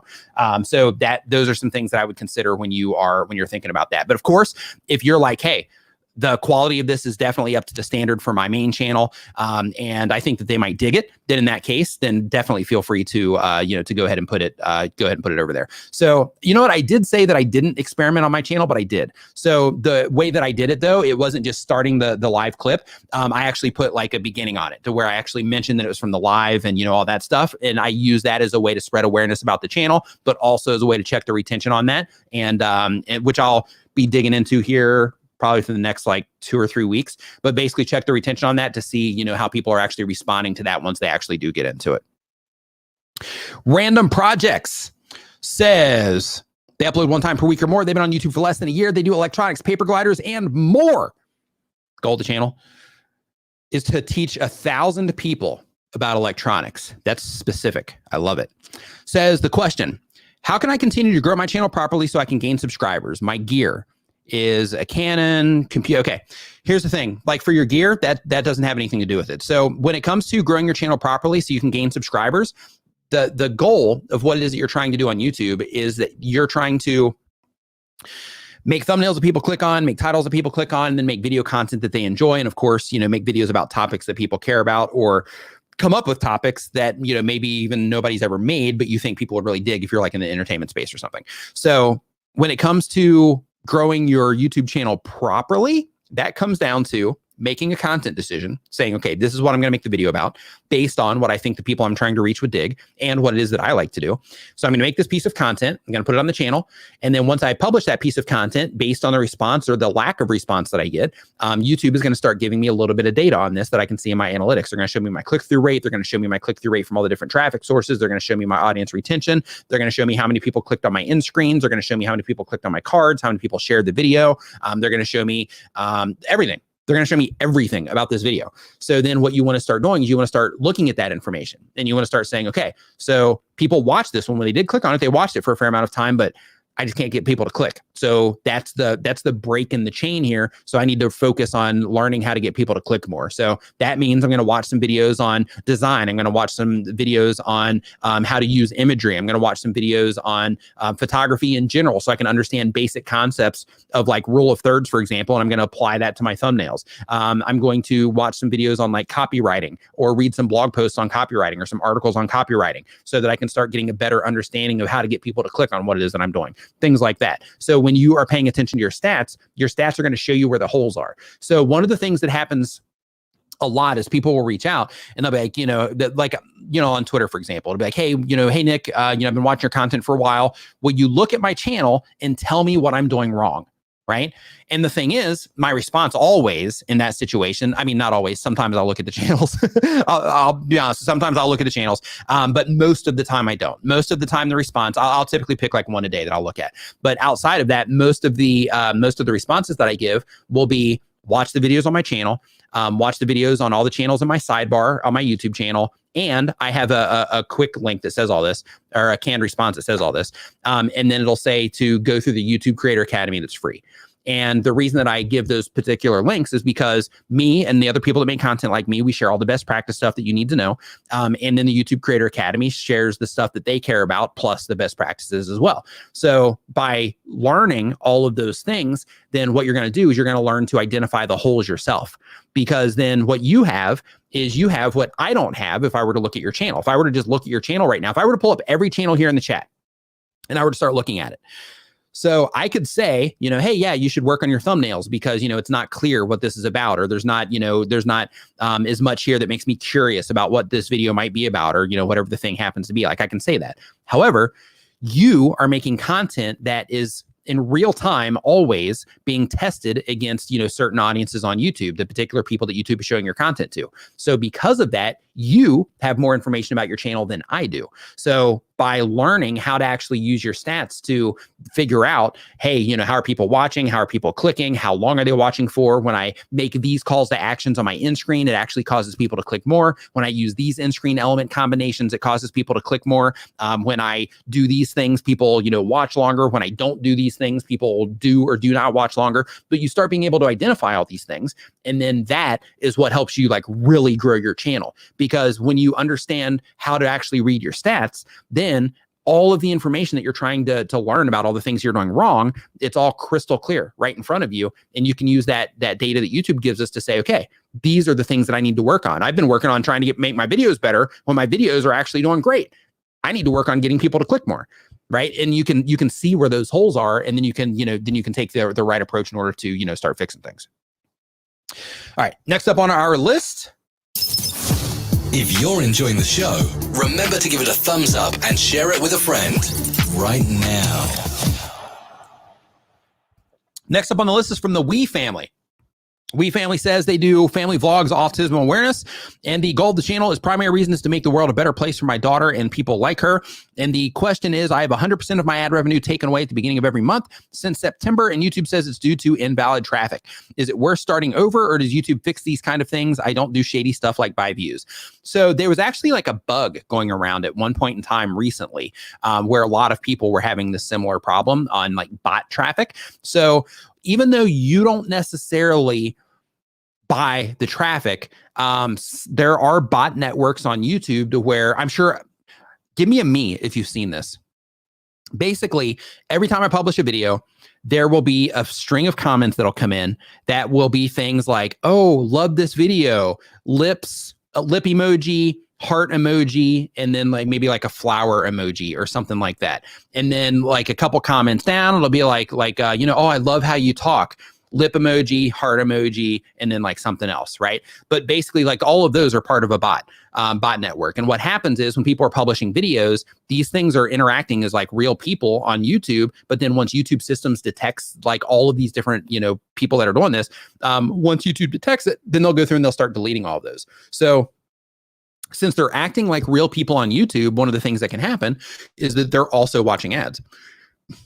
Excuse me. So since they're watching ads, then that is an invalid, ad view in that situation. So it's not necessarily that you might be buying them as much as it is that they just happen to be, hitting your channel. Not in a malicious way, but as in this is just one of the things that they're doing to make these bots seem like they're actual users of the platform. So that's the idea. And in terms of like starting a new channel, things like that, like I wouldn't worry about that. Like I would just keep doing what you're doing. And I would definitely make sure that you're bringing this to attention of YouTube as well. So again, this is something that has, that was like, noted on their end previously, but I would definitely, at Team YouTube on Twitter. And I would also hit up their, support as well. Because you can email support. Just in case you guys don't know, when you have problems like this, you can email support from inside of the Creator Studio. Okay, so next up we've got IC11. IC11 or IC11 says they do gaming content. The goal of the channel is to help GTA Online players become professional and not waste money on unwanted stuff. Super cool. I might have watched your channel once or twice. Let's see here. Hey, Nick, I've been using your tricks to level up my YouTube channel and it works. So thank you very much. Since I make GTA Online content on December 15th, a massive update is coming to GTA Online. And I want to show people what to do and what to avoid during that update. So it will be better if I live stream the update or just make separate videos about the update. So I would do all the above. So as you've already identified, when that update comes out, everybody's going to be looking for every piece of content they can get on it so that they can get the edge, right? They're going to be like, okay, how do I grind less and get more money, right? Or how do I, accomplish all this stuff quicker? And they're going to be looking for all of that. They're going to be looking for like new things that have popped up, things like that. So I would do a live stream on it. I would make videos about it because, for example, even though that update's going to come up, somebody like me, for example, you're going to have all the people that are hungry for it and they're going to be looking for content like the minute the update gets pushed. But then you're going to have people that are going to be like, oh, wait a minute, I didn't even know it updated 2 days later. And they're going to be looking for it. And then like a week later, you're going to have people, like me, it's been like, oh, this updated, I haven't had a chance to play. But now, since I'm going to have a chance to play, let me hop online, watch some videos real quick before I play, see if there's anything that I need to know before I jump into this game. So because of that, I would do your live stream and I would also make videos about it as well. And with this happening, just as a heads up for all you gamers out there, if anybody does anything about GTA, this is a situation to where anytime Fortnite does a major update or Call of Duty, like anytime any of the games do something major, that would be a trend in your space for the games that you play. So it's a really good practice to make video content and live streams around those changes as they happen so that you can fully take advantage of those trends as they happen. Because even though it might not be like a viral trend in terms of something like, that would get you on the trending page necessarily. I mean, it might, depending on, how many people are looking for that. But for your space, the typical interest might normally be around here, but it's going to raise to here, which means there's going to be a lot more traffic available for you because a lot more people are going to be looking for that content. So lean into it. All right, next up on our list, we've got Silent Night reactions. Made me want to break into a Christmas song right there, but I'm not going to. Do you guys like Christmas music? I love Christmas music. Let me know if you like Christmas music. Just give me a yes or no. I went and I had some pizza before the stream tonight at a local place. It's like Rose's New York Pizza, I think it's called. And when I went over there to eat, I was talking to the owner who's actually starting a YouTube channel. but I was talking to the owner over there, and he had Christmas music when I walked in. And he apologized. He's like, hey man, sorry about the Christmas music. My wife just loves Christmas music, and we got to start playing it, already, even though we're not even in December yet. And I'm like, dude, no problem. I love Christmas music. It's all good. So I was sitting there eating my pizza, vibing out to some good Christmas music. It was great. Okay, so yeah, we got some Christmas music. Oh, we got a lot of yeses. We got some no's though. We got some Grinches in here. Some Grinches, but a lot of yeses too. Okay, all right, good. Yeah, I love it. Makes me feel great. So I like it in the States, but I like it even more since I've moved here because it's kind of like a connection to back home. I think that's kind of why. Because it's not, Christmas isn't like everywhere, but like the mall, of course, they've got like these huge Christmas trees and Christmas music. And then Starbucks, they start playing the Christmas music. They have like their Christmas drinks they roll out and stuff like that. And I absolutely love it. It just kind of gives me that like warm feeling. And here locally, even though it doesn't snow or anything, we do have a cool season also. And right as the Christmas music starts rolling out, we're starting to slide into cool season. So it like represents like a whole bunch of different stuff. So my brain, it absolutely love Christmas music. Okay, so next up we've got Shark Scrapper. Shark Scrapper says they do scrapping and recycling. Gold channel, educate, entertain, and make a little bit of moolah.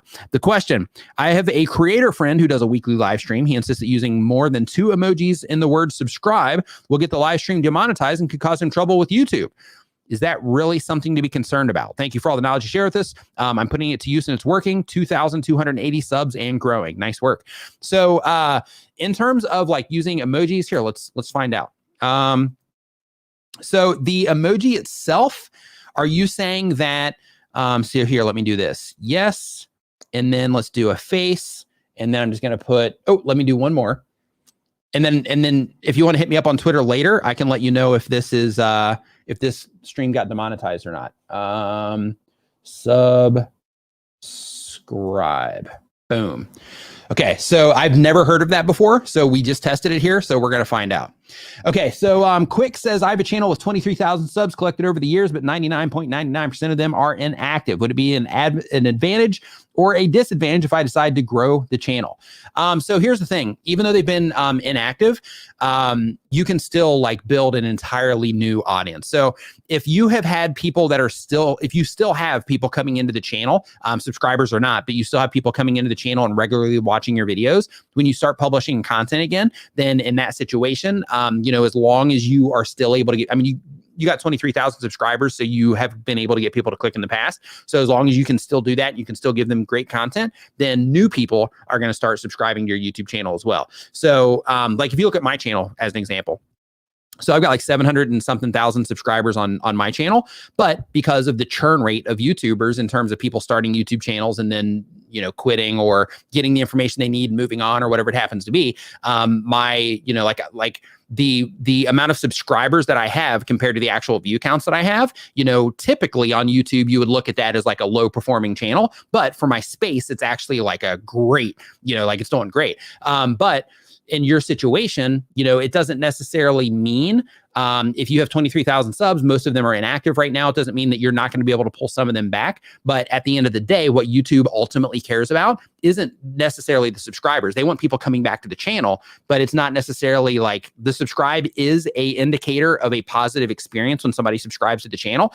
However, it's not something that's going to make or break the channel. So if you start publishing now and you get on a schedule and you put out content that people enjoy, you're not even going to notice after like a few months, you're not even going to notice that 99% of the people aren't subscribed. And one advantage that will create is some of those people might get served some of your content and you might be able to pull them back in, or they're just going to identify, oh, hey, I don't watch this person anymore. And I just saw this and I clicked on it and I'm not really into this type of content anymore. Maybe I'm watching something else now, and they'll unsubscribe from you, which will be a win in that situation if they're not interacting with your content anyway. So because of that, I wouldn't start like a new channel or anything like that. I would just focus on making your next video.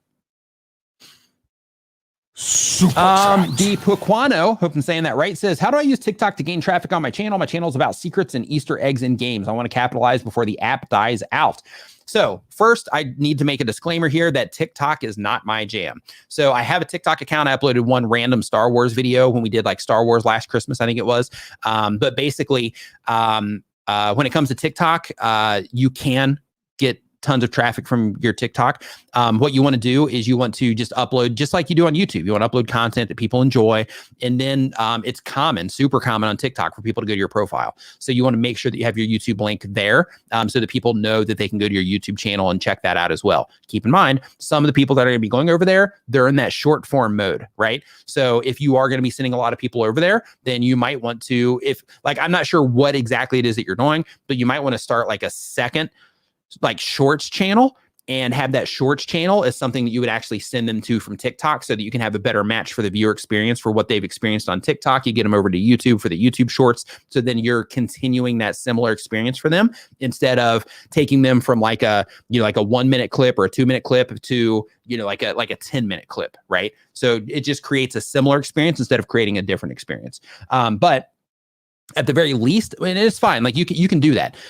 So at the very least though, just make sure that you have, the link in your profile. You might even want to mention it in some of your TikToks as well, depending on the TikToks that you're doing. If it's going to screw everything up for the viewers, then not necessarily, but if you can quickly say, check my bio for more, check my bio and go subscribe to my YouTube channel, then in that situation, you're spreading awareness about your YouTube channel to the people that are watching your TikTok, and some of the people that are like really digging your TikTok stuff.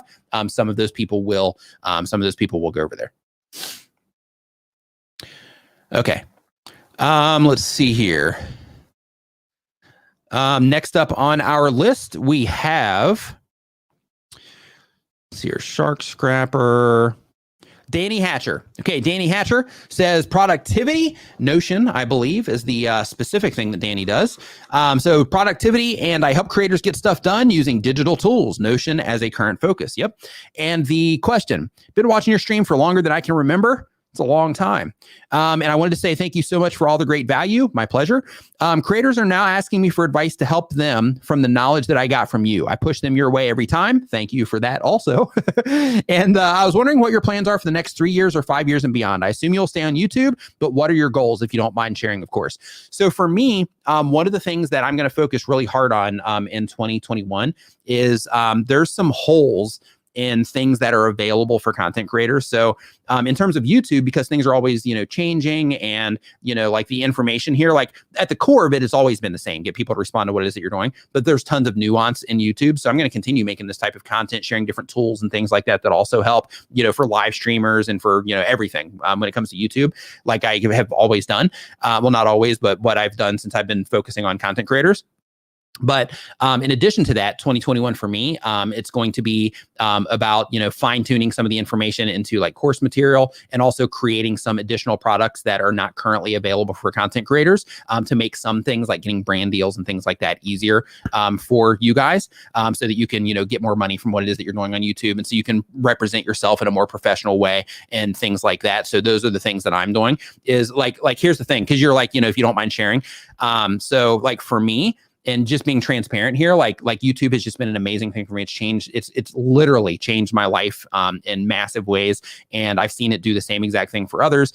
And because of that, like I understand the power of YouTube and making video content and the benefit that comes from that, from everybody that does it. And because of that, I see some things that need to be fixed in the industry in terms of things that just aren't available. And in 2021, my thing that I'm trying to do there, and the things that I'm doing in 2021 or that I have planned for 2021 will actually, continue on into the next handful of years.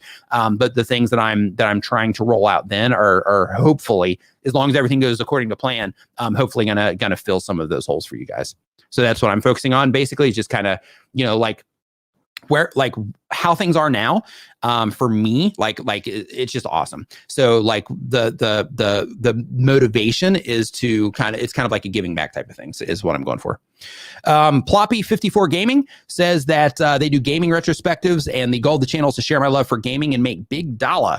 And the question, does getting into conversation in the comment section increase engagement with every reply?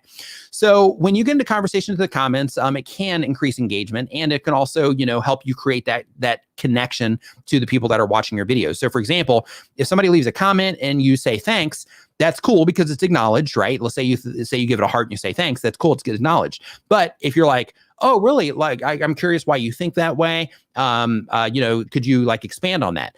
Sometimes you're going to make a comment like that and you're going to try to get the conversation going and people just won't even see it, right? So it's kind of like a wasted effort. But in some cases, you're going to have people come in and they're going to be like, oh yeah, the reason I think that way is because of this, that, and the other thing. And I think it'd be awesome and blah, blah, blah. And then you start creating this dialogue that happens. And by doing that, one person at a time, you are creating these, these relationships with the people that you're chatting with online, and it's cool. So, because of that, I wouldn't think of it from the angle of, hey, I'm generating more engagement. I would think of it from the fact of like, hey, I'm like, I'm having like a conversation with another human being here. And since I'm having this conversation with another human being, when possible, because you only have so much time in the day, when possible, I'm going to try to expand some of those conversations so that, maybe I can, meet and have conversations with some really cool people. That's kind of the goal. Believe in the Magic is the next question here. They do bi-weekly content, and the type of channel is vlogging/theme parks. And the goal of the channel is to try and earn some money for school and to help my family financially. The question, I've done everything that I need to follow and do, but my channel still isn't growing as much as the others in the same genre. Any more tips and tricks I need to follow? So we talked about comparing your channel to the other ones in just like not too long ago. So I would definitely back up and watch that part if you happen to if you're still in the stream and you happen to miss that one for some reason. We talked about that in detail, probably about, I don't know, maybe an hour ago-ish, somewhere around there. Let's see here. Next up on our list, we've got Insightology, The Observer 01. Hope that you're doing great. Thanks for hanging out in the stream. Oh, wait a minute. Did I just see? Oh, no. I thought I saw the affiliate dude in here. Okay, so let's see here. Next up, we've got Insightology. Insightology says they do mental. Oh, we already did their. We already got a question from them. So Zane Says they do beauty content. The goal of the channel is tutorials for others / my own enjoyment. And the question, I have a channel with many viral videos, and I was thinking that about advertising my new channel / content on those old videos. Both channels focus on the same niche. The old channel is demonetized due to me using copyright music. I'm happy to be starting from scratch, but do you think that associating with the old demonetized channel could affect my new channel badly in any way, or am I overthinking this too much? Absolutely. Leverage that channel to send traffic to your new one.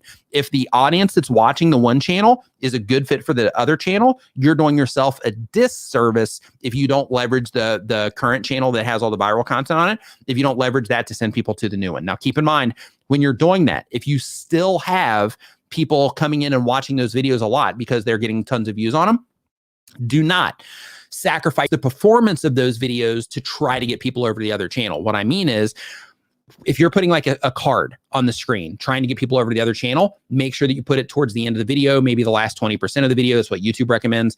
Because if you have a lot of people leaving that video because you added that card there, then it can impact the performance of the videos that are getting all the views. So because of that, put it later in the video. And then those people that do see it are also going to be the people that are more engaged in what it is that you're doing anyway, which is going to make them an even better fit for the new channel that you have. So absolutely, without question, post about it in your community feed. Look at me. I'm doing the same thing. I've got a link at the top of this chat right now, linking to my clips channel, right? Linking to my extras channel. So, I'm doing the same exact thing because, like you guys can also get value from that content over there as well. So because of that, I make sure that I link it here. I share the videos on my community feed. I think that I might have added a link to it in my upload defaults as well, so that I can just continually spread awareness about it, when the opportunity arises. So absolutely. Yeah. All right. Next up, we've got we're gonna pull something out of the question, we're gonna pull something out of the chat. So if you have a question about what it is you're doing on YouTube, I'm not gonna look at a channel, but if you have a question, just go ahead and drop it in the chat, and I'm just gonna stop it on one, and we're gonna answer that one. Because I know some of you, you might have showed up late, you might have just gotten out of bed, and you just happened to join the stream, you missed the early bird part of getting your question in here quickly. So I'm just gonna pull like one out of the chat here really quick. All right, let's see here. Waiting for those questions to come in. I'm gonna wait until it starts moving, and then I'm going to pick one. And let me switch it to live chat too instead of top. Okay. There we go.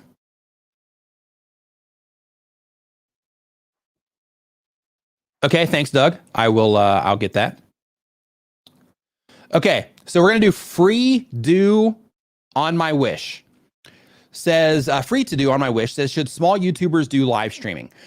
In my opinion, if you are a content creator and you think that you might be using live streaming in the future, going ahead and starting that as a small YouTube channel will help you get the jitters out and help you learn how to live stream before you have the opportunity to live stream in front of like tons of people. So because of that, for the sake of developing the skill, absolutely give it a shot. In terms of doing it on a regular basis, do it. See how the people that are interacting with your channel respond to your live streams. And if they are responding positively, keep doing it. If they do not respond positively, then stop doing it. Wait a little bit and then try it again, in like 3 months or 6 months, as your channel continues to grow, and just keep kind of like dipping your toes in the water until you have a stream to where people are in there and they're responding to what it is that you're doing more.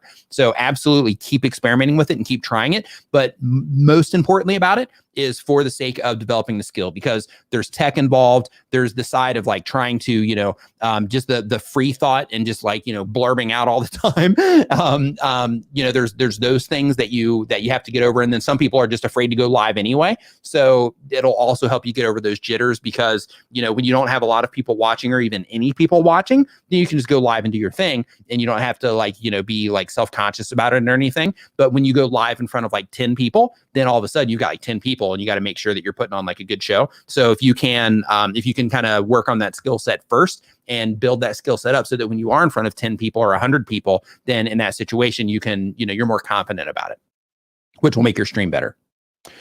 Kevin's Mac, what's up? Hope that you are doing great. Insane McLean says, "Have you had your water today?" Absolutely. I've been crushing water all day. So I had a couple of days ago.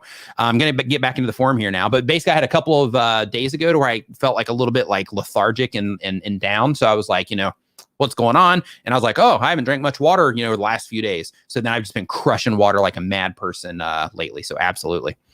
Okay. So let's see here. Next up on our list, we've got Forked. Oh, that was close, but it is Forked, right? I'll prove it. It's like right here on the screen, Forked, right here, right? Forked.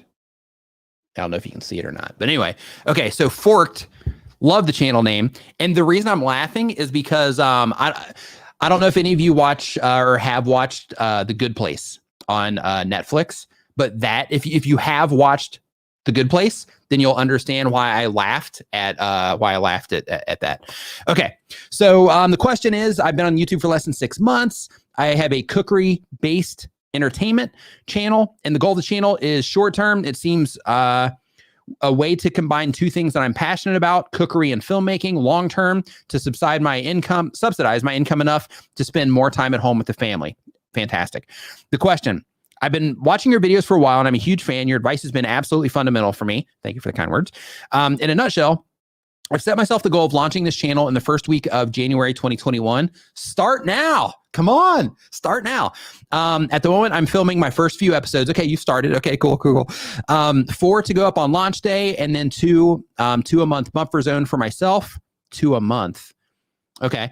Ideally, I'd like to be uploading 1 video a week, YouTube rewarding consistently and all that, but the vast majority of time is taken up with a full-time job and parenting a toddler. At present, I have about enough free time to make 3.5 episodes a month without the videos suffering and seeming too rushed. Is it worth it trying to rearrange the laws of physics to try and meet my self-inflicted 1 episode per week quota, or would 3 episodes a month yield similar enough results? Appreciate the advice. So here's the thing. When it comes to YouTube, the reason that we tell people to upload on a regular basis, like, once a week is great if you can do it. Not required, but it's great if you can do it, because each video, when you publish, it has like a new or a life cycle for the new freshness of that video. So by default, YouTube will show new content to people more just because it's new. And the reason for that is because their system is trying to identify the right people to continue, or the right type of viewer to continue to show that content to in the future. So because of that, when you publish a video, there's all types of experimentation going on in that first week, which then brings a lot more attention to what it is that you're doing, potentially, if you can get people to respond to it. So when you are uploading on a regular basis, what you're doing is you are keeping that in rotation so that you constantly have fresh content out there that's constantly being tested against different audiences, so that their system can quicker find the right people that will, interact with your channel and interact with each individual video that you're putting out. So because of that, that's why we always recommend that you do, a video a week if possible, 3 if you can, or 2 or 3 if you can. But ultimately, if your content is really good and people respond to it, then what can happen is when you launch the channel, then your videos may or may not get views right when you first launch, because that's just how YouTube works, depending on how those first people start responding to it.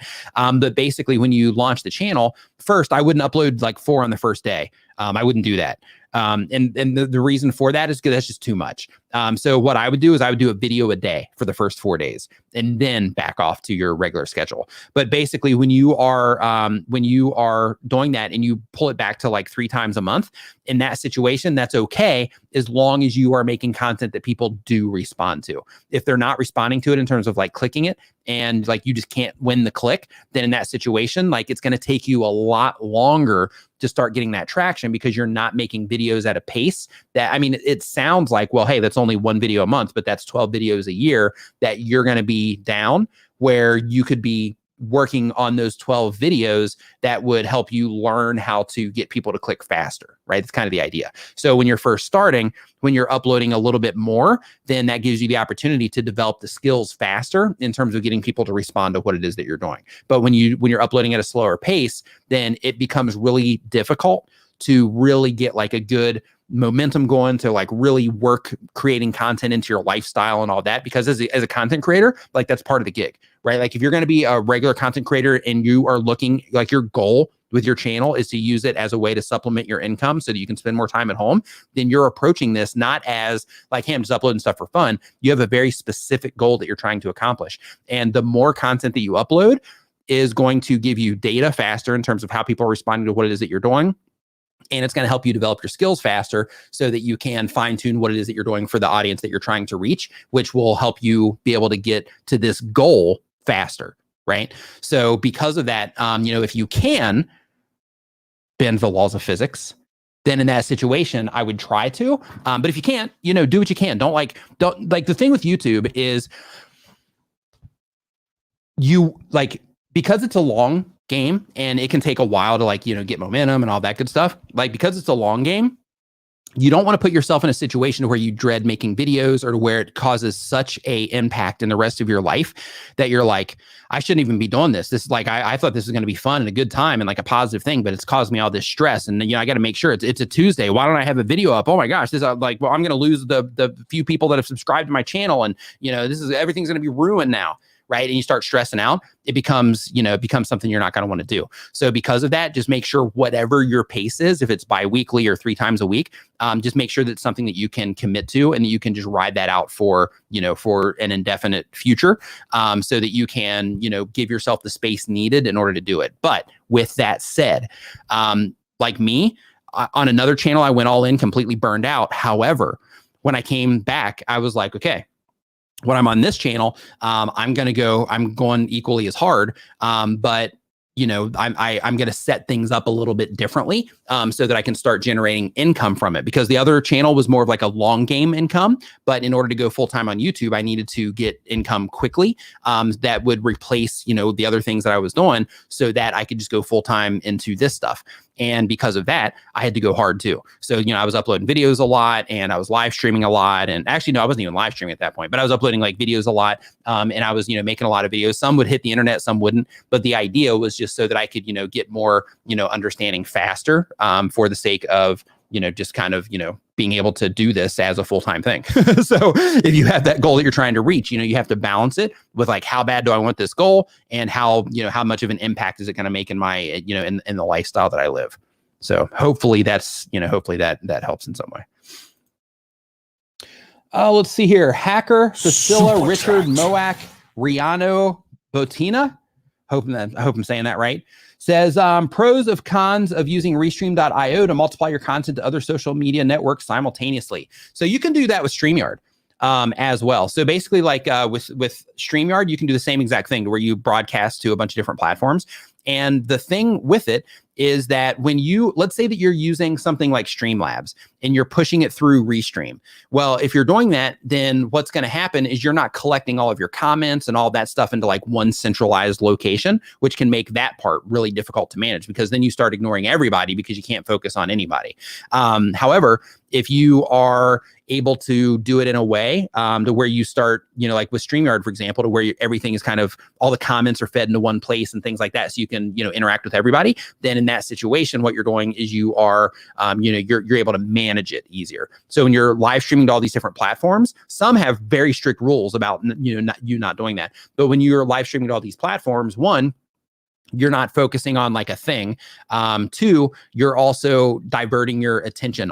You're spreading it across all these platforms, which makes it harder to do. And you're also not really doing all of the stuff needed for that particular platform. So for example, if you are live streaming to multiple platforms, let's say that you're using something like Streamlabs and you're using Restream with Streamlabs, then in that situation, what you're doing is you're going to have all this Twitch stuff going on in your streams, all these alerts popping up and all these things going on. But then on Facebook, that's not even going to make sense to the Facebook viewers because they're not going to be able to participate in any of that. Same exact thing goes for your YouTube viewers and all that. So what happens in that situation when you start live streaming to all these different platforms is you basically take the experience of that platform and you start mixing everything up, which makes it kind of like a muddy experience. You can do it, but it just makes it, it just makes it a little bit muddy all the way around. On the positive side, me personally, I'm not a big fan of multicasting anyway, just in general. But on the plus side, if you do multicast, it does give you a chance to it does give you a chance to get in front of the different audiences on the different platforms. But again, the management side of it can be difficult, especially if you're a solo streamer. Super chat. Mike Phillips, hope you're doing great, man, says, happy holidays, Nick, and to the Nimmin. Happy holidays to you as well. Hope that you are doing great, Mike. And welcome to the Nimminati. USA live stream TV gadgets and things. Welcome to the Nimminati. Make sure that there are I almost did it. Make sure that you go to the video page. There are some members only videos there. When you click on those, you're going to see in the description a direct link to our members only Facebook group. You can actually sort by members only content also to find it easily. But basically in that description, you can go to the Facebook group. Make sure you fill out all the information on the way out, or on the way in, I should say, because that's how I verify that you're a member on the way in. All right. So let's see here. Next up. Super chat. Oh no, what am I doing? Okay. We got Mike already. Okay. So next up on our list here, we've got Sports Frenzy. Sports Frenzy says that they do content on an iPhone 7. And I was just laughing. I wasn't laughing about that. I was laughing because I was just talking about like focus and like, you know, keeping control of what you're doing, especially if you're a solo streamer. And then I just started like hitting buttons and I'm like, where am I? What am I doing? What's going on? It's just funny. Okay. I mean, I think it's funny. I don't know if you do, but I thought it tickled me. Okay. So the goal of the channel is YouTube success and to have fun, sports content. The question is, I can't seem to make good thumbnails. How do I make good thumbnails? So there are free services that you can use, or just services that you can use in general. So you can use stuff like Photoshop that you pay for. You can use placeit.net. They have free stuff and they have paid stuff over there. You can use Canva. You can use Photopea, which is kind of like Photoshop, but it's a web-based version to make thumbnails. So if you can't make good thumbnails, try to rely heavily on the imagery. But as a content creator, I recommend that you learn how to make great thumbnails. Like that's like saying, by saying I don't make good thumbnails, like, what do I do? The answer to that is learn to make good thumbnails, right? Like there's no other way to, there's no other approach. Like if you can't make good thumbnails, the only road to success in that situation is to learn to make good thumbnails.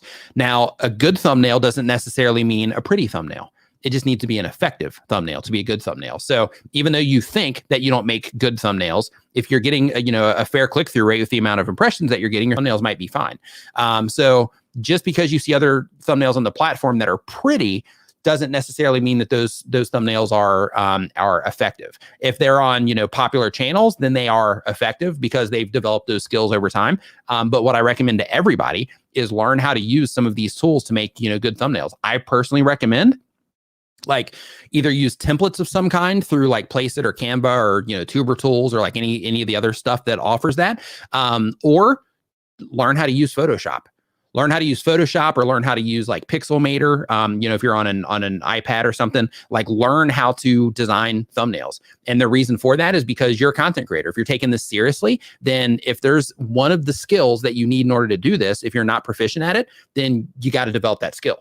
Because if you don't develop that skill, then you're never going to be proficient at it. So because of that, you want to make sure that you are, that you are doing that. Super chat. Reset is Moss TV says, hey, Nick, can I share a monetized video from my new channel on my old channel community tab to increase revenue and subscribers? Absolutely. You can share monetized videos from your new channel on your old channel community tab. You can cross promote all day long. Absolutely. You can. So basically, if you have like a new channel and you're wanting to spread awareness about that, yeah, all day long, you can share those videos in there. Every single time you publish a video on the new channel, you can absolutely do that. But what you want to make sure that you are keeping in mind is the audience that's actually viewing that content. Because if the people that you're reaching on the old channel are not a good fit for the new channel, then in that situation, you're going to be working against yourself. But if they're a similar audience, then in that case, absolutely, by all means, share that content. That's the thing, right? Is you're spreading awareness about that content. Let's see here. Okay, what I'm doing right now. If you're enjoying the show, remember to give it a thumbs up and share it with a friend right now. There's the join link if anyone wants to come in. All right. So let's see here. Next question that we have on the list. And I'm going to, you know what? Doug mentioned that I missed a super chat. So I need to actually go back and do that really quick. And then we will continue to move forward. Okay. So the one that I overlooked, I believe, let's see here. We got the Pequano. Pro Hort says, what are the benchmarks for analytic stats? What are some benchmarks for analytic stats? So basically, when you are looking at your stats, you just want to look to see how people are responding to what it is that you're doing. So if people are responding in a positive way in terms of like your audience retention and you are able to keep people watching, then in that situation, like you're doing fine. But basically what you want to look for benchmark wise is you just want to look, okay, where are people dropping off and what is it that I can do to keep people from dropping off? So if people are coming into your videos and you're losing them in the first 15 seconds, guess what? That's your benchmark. Okay, so I need to get people to 30 seconds. That's what I need to do. That's what I'm after now. And in terms of all the other stats, within your channel, the benchmarks are going to be dependent on like what your other videos did. So basically, with every channel, what you do over time is you create or you start to identify what high performing videos look like. And then you start making those the benchmarks that you're always trying to hit. Now you might have different benchmarks in terms of like, one pillar of content has, one set of benchmarks in terms of like, hey, if I hit these marks, then this video is going to perform well compared to another pillar of content, which might not hold as high of a standard, comparatively to the other videos that are performing well on the channel. So, it's those types of things, but it's an individual experience for each individual channel on YouTube. So for example, the stats that I'm seeing on this channel, like I interpret these stats differently than I interpret the stats on my live clips channel as an example, because they're two totally different things. This one, I've got a history with this channel. I've got people that keep coming in and watching the content, a lot more people, which gives me a lot more data to work with, where on the new channel, there's not as much data there yet. And it's a totally different type of content on the other channel as well. Ladies and gentlemen, boys and girls, people of all ages, from all over the planet in all different locations, Luria Petrucci. Hey! How are you? I hope that you are doing fantastic. It's been forever. I finally had a chance to be available on a I forgot to Saturday. put the music as you came in. I'm going to do that again. Hold on. Ladies and gentlemen, boys and girls, all the other stuff that I said, Luria Petrucci.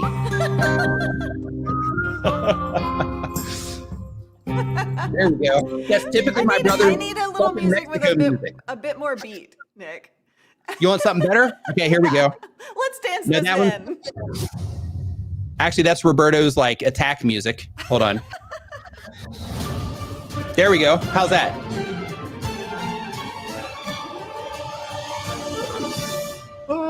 So this is Luria from Live Streaming Pros. That's the channel that I was like hyping up earlier. Excellent content. If you're a live streamer, you definitely need to be following her. How are you? You doing great? Do you have a good turkey day?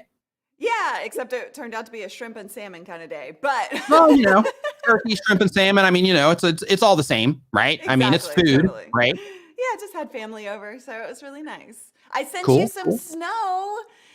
So since you don't get snow, you sent me snow? How did you send snow? Is it in like an ice pack? No, check your messages. Okay. just above the link that you sent us, I sent you a link to a snow overlay that you can add to your streams. Oh, nice. It's animated. Nice. Yeah, thank you. Yeah, I'll definitely be using that around the holidays for the Christmas stream. There you go. Yeah, good. So if you guys have live streaming questions, like now's the time to ask that, because she like all the live stuff, like they have that on lock. So in terms of like, live streaming information, like now's the time to ask those questions. Super chat. Paximus Enterprises says, I have an education channel in which I live stream only and halfway to be monetized. I want to do another channel. Should I stay focused on my one channel? So Luria, how many channels have you currently ran at the same time? At the same time, like two completely different topics. Yep. Two. Or even similar topics, but just multiple channels. Yeah, two at the max. Yeah, same here. I don't like doing more. I mean, you can barely keep up with one. That's what I was looking for right there. So the answer to this question is how much can you handle? Yeah. Because like typically when people are first starting YouTube channels, there's the work involved with starting a YouTube channel, but then once the channel starts doing well, additional work starts being required. So for example, you're going to be doing like podcast interviews. You might create some stuff to sell from your channel, things like that. Plus just the overall management of the channel, just answering comments can become a full-time thing. Yes. So because of that, when you're first getting started, you might not see all that stuff, but that makes you think like, hey, I should start another channel as well. But then if both of them start doing great, I mean, of course, financially you would be in a situation if you had two thriving channels or you'd be able to pay for help. But getting them to that point, could require a lot of work and could actually end up burning you out. But in addition to that, when you are dividing your attention between two channels, you're doing exactly that. You're dividing your attention. So if you could take all of the time that you would be spending on that additional channel and you focus that on the current channel or just a new channel and you just pick one to focus on, then in that situation, what you're doing is you're putting all of your efforts on that one channel, which gives you the opportunity to do things like hang out in the communities around that channel so that you can be known for, that thing, to make the content for that channel, to, try to, network with other people in this around the type of content that you make and that sort of thing. So when you focus on that one thing, one, you can get known for that thing, but two, it also helps you fine tune that thing and get better known for whatever type of content it is that you're putting out. Any additional thoughts? I'll give you a perfect example. So you mentioned my Uniquely You brand before. And so that is a separate brand podcast. And instead of a YouTube channel, that channel is a podcast, right? And so because there's so much going on for the last quarter of this year at Live Streaming Pros, I have just been so swamped trying to get everything completed for the year that the Uniquely You podcast I had to take a little bit of a back seat. I've been doing this stuff for 15 years. December 23rd will be my 15th year anniversary of creating content online. So even me after 15 years, and I have a team of 7 people. Happy anniversary, by the way. What? Oh, yeah, thank you. I just want to give you that example that even after doing it for so long, even at having a team of 7 people, even having the resources behind me, I still can't, I can because I'm trying to get the foundational stuff fixed and done at Live Streaming Pros to allow me to be able to focus on Uniquely You as a separate brand. But holy cow, it's difficult. So don't put the cart before the horse. Don't get too far ahead of yourself. Excellent advice. Next up, we have the Dino Egg Production says, I'm a new animation channel making original cartoons. My goal, just to entertain people and get more views. Can't seem to find a good niche. Can you help? So here's the thing. When it comes to YouTube, having someone else select your niche is not the best approach. And the reason for that is because you are going to be making content around whatever it is that you choose for a really long time. So it's important that whatever it is that you choose is a good fit for your interests, because it's going to be something that you're going to be talking about 24 hours a day, thinking about 24 hours a day, because when you're not making content, you're going to be thinking about the content that you are going to make, and that's going to revolve around whatever niche it is that you happen to be in. So because of that, I'm not going to recommend like a niche to you, because, there's just a gazillion different options that you could go in, and it's important that you actually dig in and figure out what it is that you should go into. So Luria, for figuring out somebody's niche, like if somebody's like, hey, I don't know what niche to do. I want to do YouTube. I want to have a niche channel, but I don't really know what it is to, that I should make a channel about. What advice do you have for somebody that's trying to, trying to figure it out? Like, hey, what should I make a channel about, so that I can make this type of content for a long time? What advice would you give? I'm gonna grab some props here. Oh, wait, you even got props. You came to play today. That's what I'm talking about. I want you to grab a pen and paper. I want you to put away your computer.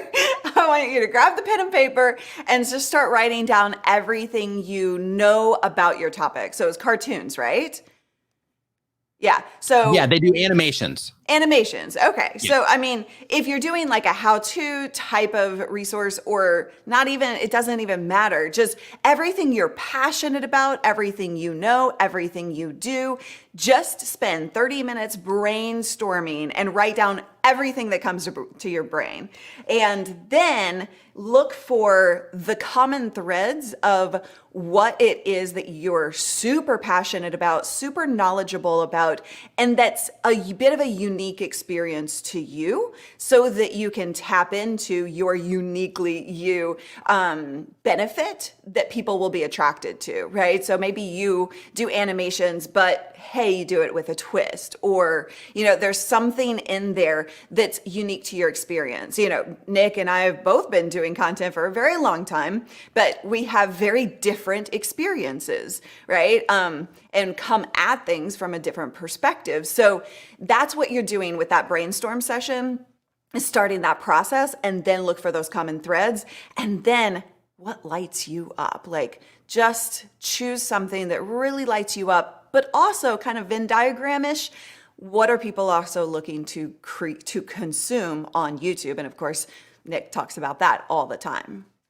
Yeah. And with that too, you know, other things that you can also do is like, you know, just think about like, okay, when I'm, you know, when I go to a magazine aisle and I'm sitting there and I'm just looking at magazines, what do I gravitate towards? Like, am I looking at Good Housekeeping magazines, or am I looking at, you know, like off-road magazines, right? Yeah. When I am at a bookstore, what type of books am I typically, like what book aisle am I typically hanging out in? Am I hanging out in like the self-help aisle, or am I hanging out in like the, you know, the history of religion area, right? Like, you know, just start thinking of like, you know, all the different things that I do in my life that I'm interested in. When I'm watching videos on YouTube, what type of stuff am I watching? If I'm listening to podcasts, what type of podcasts am I listening to? If I'm listening to audiobooks, what types of audiobooks am I listening to? What do my friends and I always talk about? You know, because we love, you know, we love that thing. Like, what is it that we always talk about? And start looking at those types of things as well, because those are all little clues of the things that you like are really passionate about. So if you can look and find those things, so you know, go through the brainstorming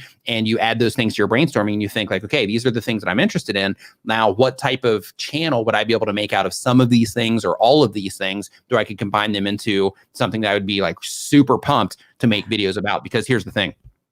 After you make like, I don't know, 200 videos, you are going to have moments, possibly, like if you're not into it, you're going to have moments to where you're going to be like, you know what, I just don't want to make a video.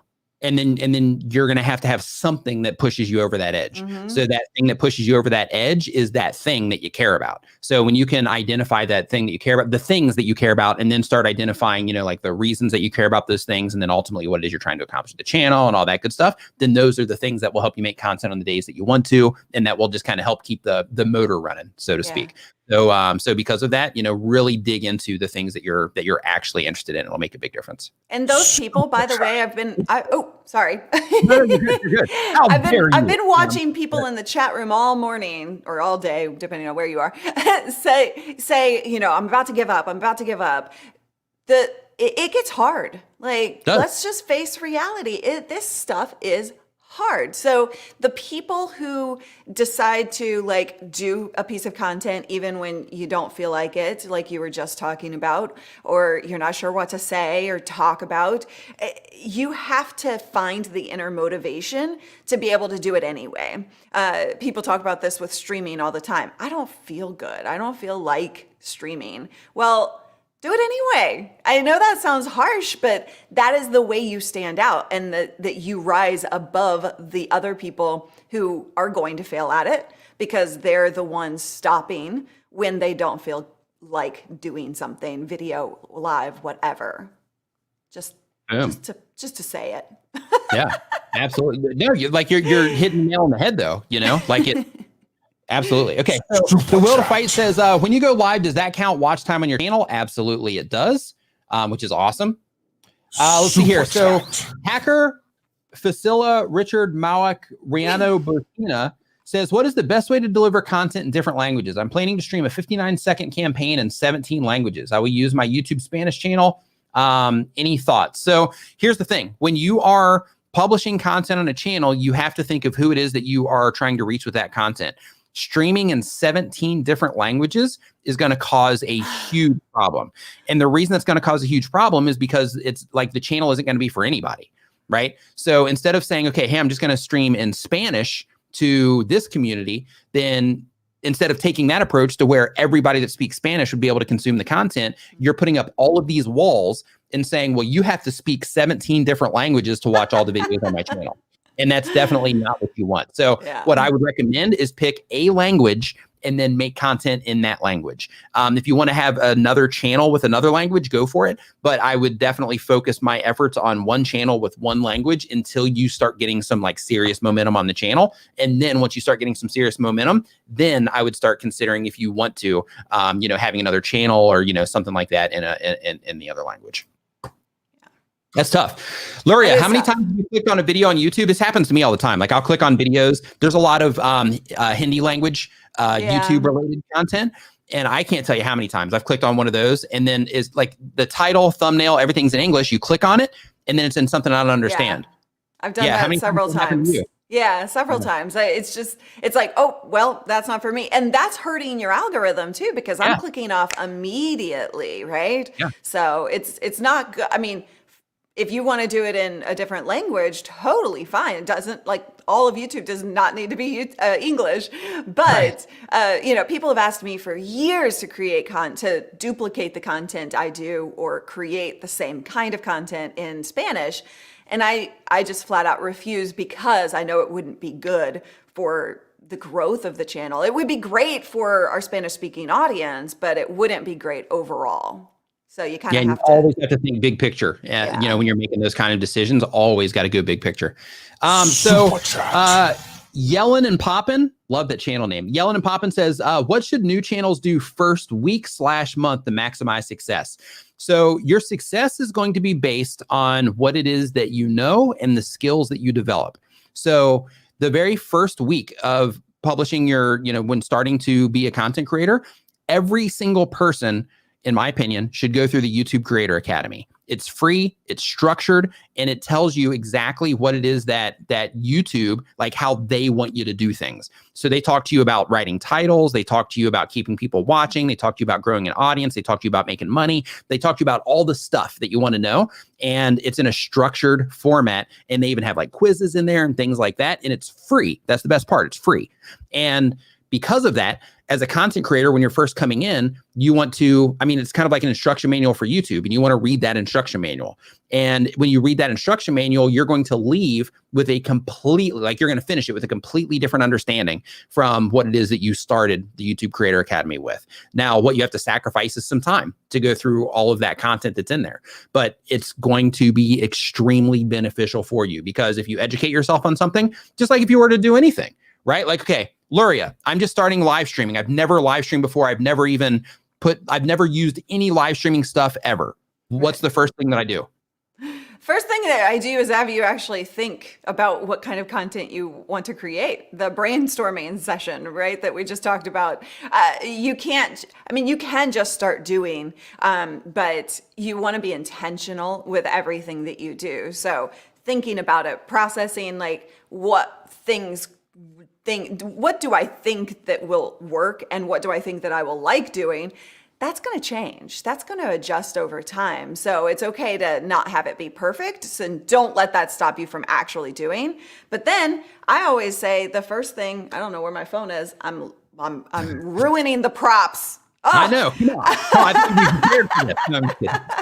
I'm like, where is my phone? Pick up your phone and go live. Like, that's all you really need is to go live through the phone. And through the phone on YouTube, you can't actually go live unless you have 1,000 subscribers, but there are apps for that. So going live, getting used to the process. And like you were saying earlier, don't wait until you have a huge audience to start going live, because it takes some time. Live is one of the most complicated and overwhelming types of content that you can create, not to scare you off from it, because it's well worth it.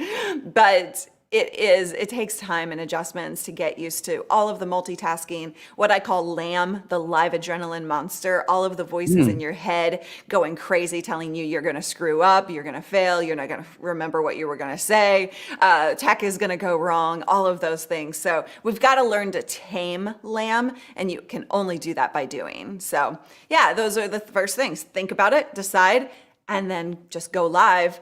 And some people will wait for a year to hit that go live button. But that's what we're here for, to encourage you.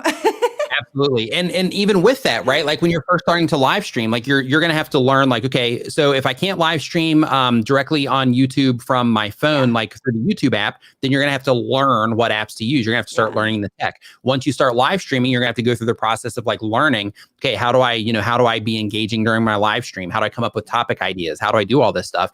And all of that comes from educating yourself. So the same exact thing comes to making video content as well on YouTube. Is you want to, just go through that process, go through the YouTube Creator Academy, watch, videos on how to make better videos, watch videos on editing, watch videos on design for making thumbnails, watch Photoshop tutorials, learn how to use that if you can.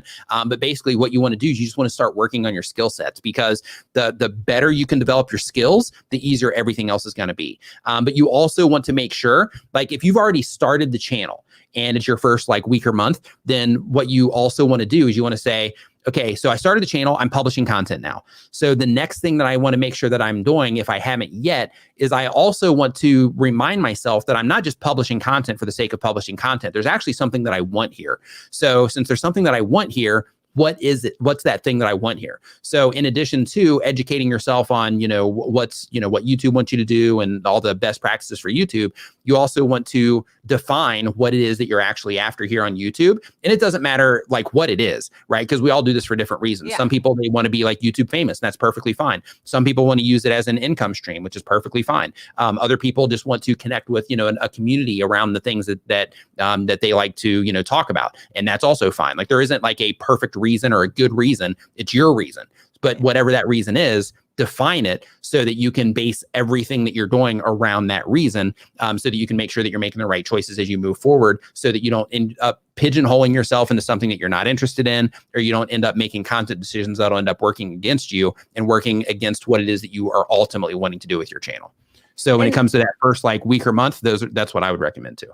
And get in the right mindset. Every decision you make is probably going to be the wrong decision. But as you go forward, you're going to make right decisions, of course, but the majority of the decisions that you're going to make are going to get you propelled in the right direction, but you're going to be off course a bit. So you're going to have to make fine-tuned adjustments to kind of come back on course, and then you can keep propelling forward, right? And you can keep propelling forward like this and then keep veering in. So think about your path, but also know, because this is one of the biggest things that I think people get hung up in their head about, is that they are going off course or they're making a wrong decision. We make so many wrong decisions as content creators, and ultimately it's the right decision because it gets you where you're going. It will get you where you're going as long as you keep coming and keep course correcting. Boom. So next question we have here is from David Dose of Italy. And it's a channel dedicated to Italian culture, practical advice for Italy travel, working and living in Italy. The goal of the channel is to grow an audience in order to niche down and eventually turn the channel into a side hustle, if not more. Question: when it comes to a channel like mine, which is dedicated to Italian culture, that aims to entertain as well as gives practical advice to travel, living, and working in Italy, is this too broad a scope? I'm getting an idea of what videos are working and which ones aren't. Double down on the ones that are working, even though I have other ideas for videos.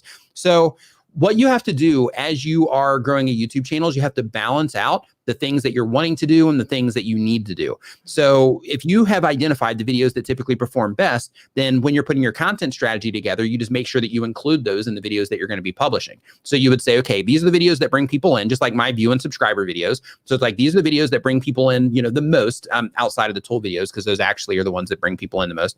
But, for like that instant, hit, the view and subscribe videos for me. So because of that, I know that I have to make a certain amount of those, even though though if I've made, 100 how to get views videos, I still got to keep making more as part of my content strategy, because that's the thing that new people, as they're coming into the channel, that's the thing that actually brings them in for some, for that pillar of content. So because of that, I identified that, and I make sure that as part of my content strategy that I put those out on a regular basis. That doesn't mean that I can't make additional content, even though, or as long as it serves the creator community. So I can still make videos about tools, and I can still do all those things that might not necessarily perform as well out of the gate, but they typically perform better later. But I just need to make sure that I'm keeping all those things in mind when I'm looking at the overall channel performance, to where it's like, okay, if I want to keep the ball rolling and I want to keep everything, performing at a high level, then I need to make sure that I'm publishing the right content at the right time based on what I've proven on my channel over and over that people respond to or don't respond to, within certain time frames. So what you want to think of is, you are clearly making a channel as a resource of like, hey, if you're wanting to come to Italy and you're wanting to do stuff in Italy, you're wanting to travel, you're wanting to work here, all this stuff, I'm the guy, right? Or I'm the person. So because of that, you're on the right path, in my opinion. But you are going to have some videos that are going to perform better, some content types that are going to perform better than others. So just identify that and just make those as a part of your content strategy. But with the other stuff, if it's adding to the resource that your channel is for the audience that you're trying to reach, absolutely, by all means, still make that content if you think it's going to add value to the audience that you're trying to reach. Thoughts, Luria? Yeah, so perfect example on our channel is tech versus strategy. So we teach both things: the tech of live streaming, what gear to buy, how to use it, how to put it all together, but also the strategy and how to grow your audience, how to grow your engagement, how to be on camera, how to grow your revenue, all of those things. And interestingly enough, it's the tech that brings people in. It's the first thing on their brain, even though I can say it all day long, the tech, yes, we want you to look professional. That's what we teach you, how to look professional. But at the end of the day, it's going to only get you so far. The strategy itself and the things that you actually do and think about are going to be what actually moves the needle for you. But that's not it's like a procrastination thing that people want the tech. So our strategy videos oftentimes don't perform as well as the tech videos. So we have to balance that, just like what Nick was saying. Like, I have to balance those two things. And if I only did strategy, we probably wouldn't be doing as well, even though that's what people really need. And so we have to like pepper it in and put it in there in front of their faces. And then they slowly kind of get like, oh, yeah, I do need that. Oh, wait. Yeah. Okay. Right. So you've got to do the balancing act, which isn't always fun, but it's part of the deal.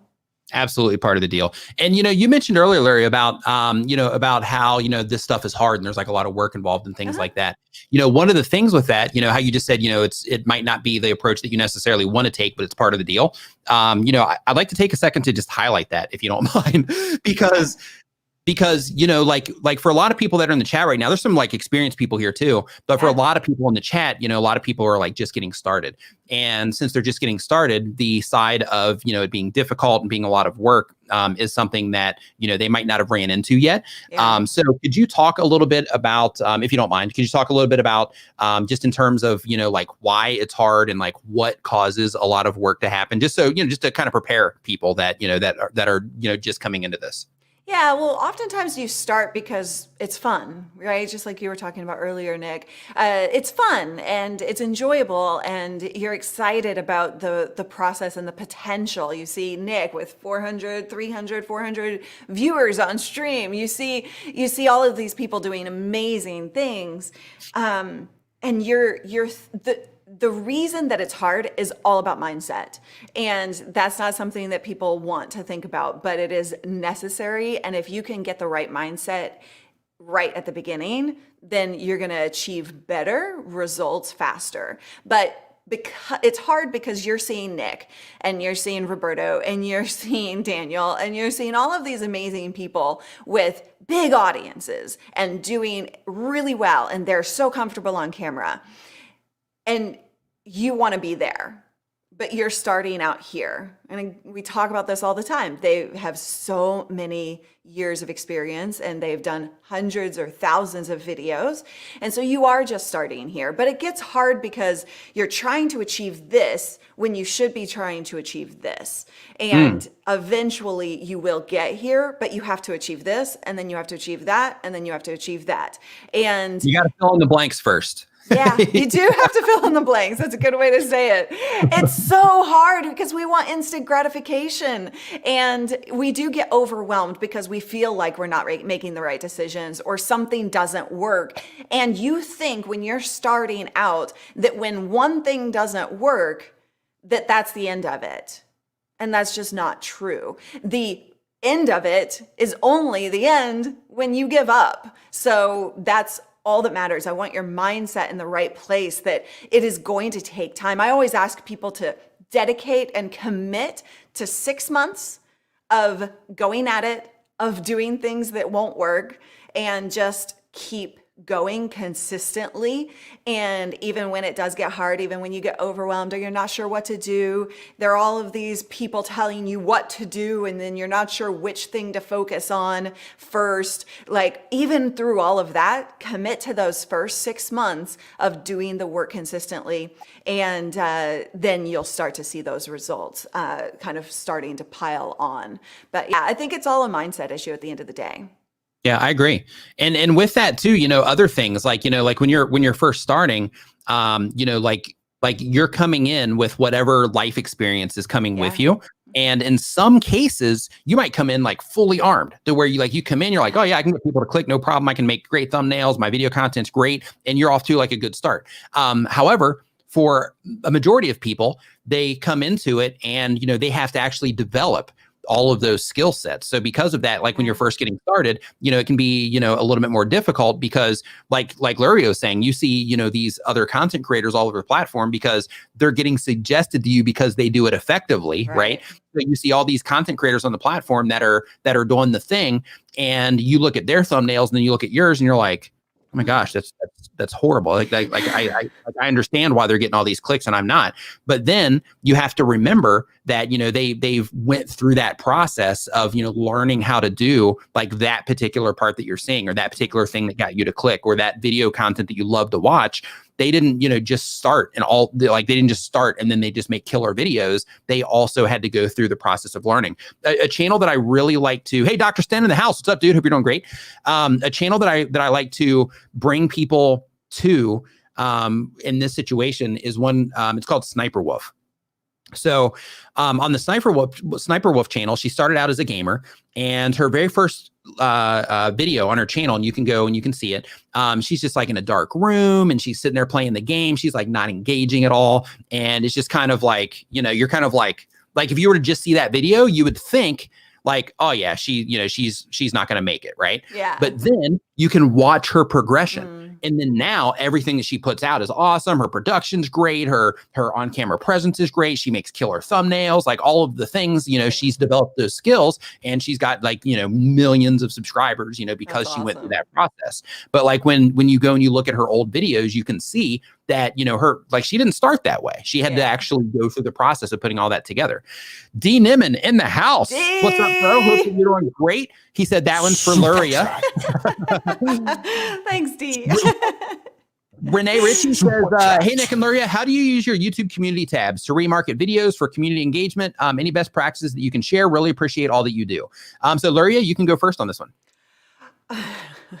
Just for community engagement, although I will say we do a terrible job at it. That's one of those things that we don't utilize the way we should, because we're split. We've got so much on our plates right now, but that's something that we will be putting more effort into in 2021. So I'm interested in hearing what you have to say. So I'll use it to promote performing content. I'll use it to promote videos that like if I have a video that I make that I'm like, okay, people like I've had like a subscriber surge in the last month, so I'm going to share this particular video because there's a message in there that people need to hear that are just coming into the channel. So I'll share that. I'll also share other people's content as well because, like for example, if Luria or Roberto or my brother or somebody makes a good video that I'm like, oh, this is solid. People need to see this. Yeah. Then I'll share that in my feed. I'll also share in my feed sometimes links to playlists. And the idea for that one is basically saying things like, hey, which one of these videos do you think, would be a good remake or, whatever. But the goal of that is to, one, introduce you to that content, but two, also to see if I can get you to watch more than one video from that playlist.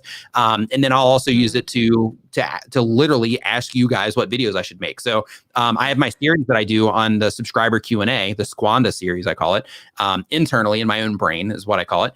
And with that particular series, I'll post in my community feed. I'll say, hey, I'm getting ready to make some new videos on my Q&A series. So what things about YouTube do you want to know? And then I'll screenshot those and I'll actually, put them in the videos and I'll answer the questions directly from there. So I use it as a way to kind of interactively, work with you guys as a way to, get you into some of the video content and talk about things kind of like I do here in the live stream, but I can talk about things directly that are important to you. So, so I'll use it for things like that. But what you want to do from a strategy standpoint, because that's the kind of stuff you're looking for, is if your goal is to make more money, then you want to regularly, on a regular basis, put your videos in your community tab that have the higher CPMs on them. If you're trying to drive leads into an email address, then you want to put those videos that convert better for you in your community tab from time to time.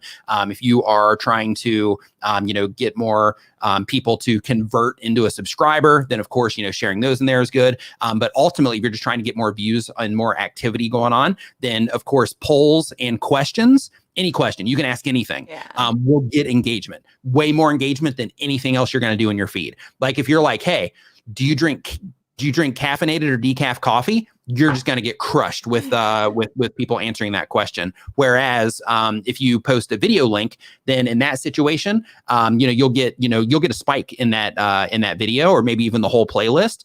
However, like the thumbs up and the comments and things like that, the engagement in the actual feed itself isn't going to be there, but they'll be in there watching the videos. So, it comes down to what it is that you're trying to do. But if you're just trying to get more views, then in that case, sharing links to like a 2 or 3 video playlist and, asking a question about some of the videos that you have in there will definitely drive views into there. So you can actually improve your monthly view counts quite a bit by sharing your own content in your community feed just on a regular basis. Hey, don't know if your back library. So it's like, hey, I don't know if you've seen this video, but I got a great response from this. So if you're new to the channel, you definitely want to check out this video. Little things like that. And you do it, like once a week, twice a week. Then what you're doing is you're basically just amplifying the view counts that you're getting from all the people that are going to be responding from those posts. That's gold right there. And another thing that I was thinking when you were talking, so recently we've been having a lot of fun with green screen.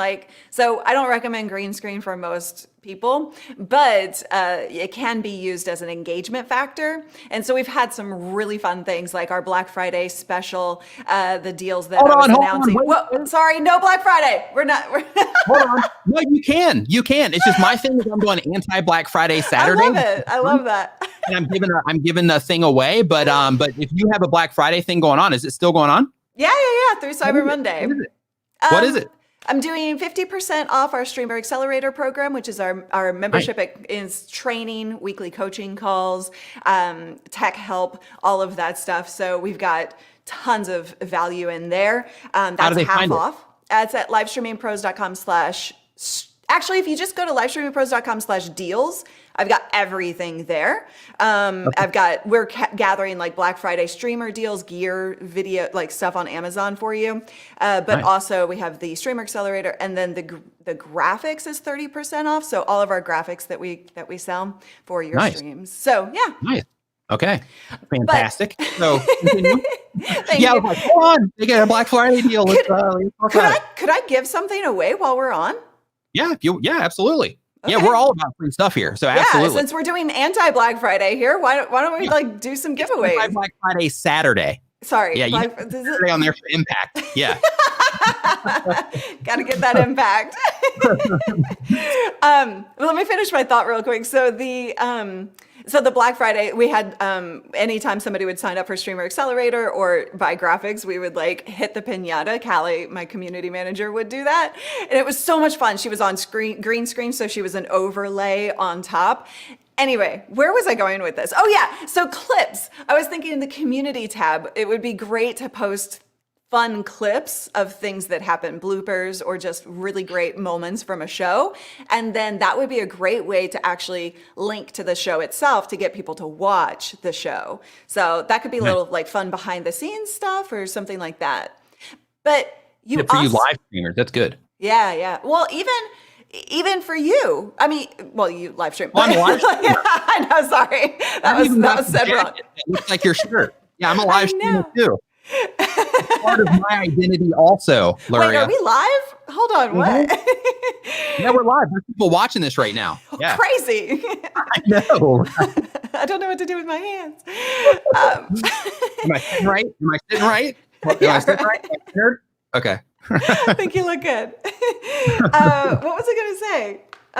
Yeah, we just completely, you'd think Dean was in here as much as we just got derailed. Yeah. So we'll just move on.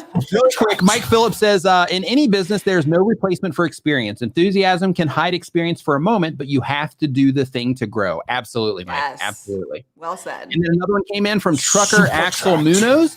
Says, hope you're doing well. I'm a truck driver and I do streaming on my iPad. What's better, Switcher or Streamlabs for my iPad Pro?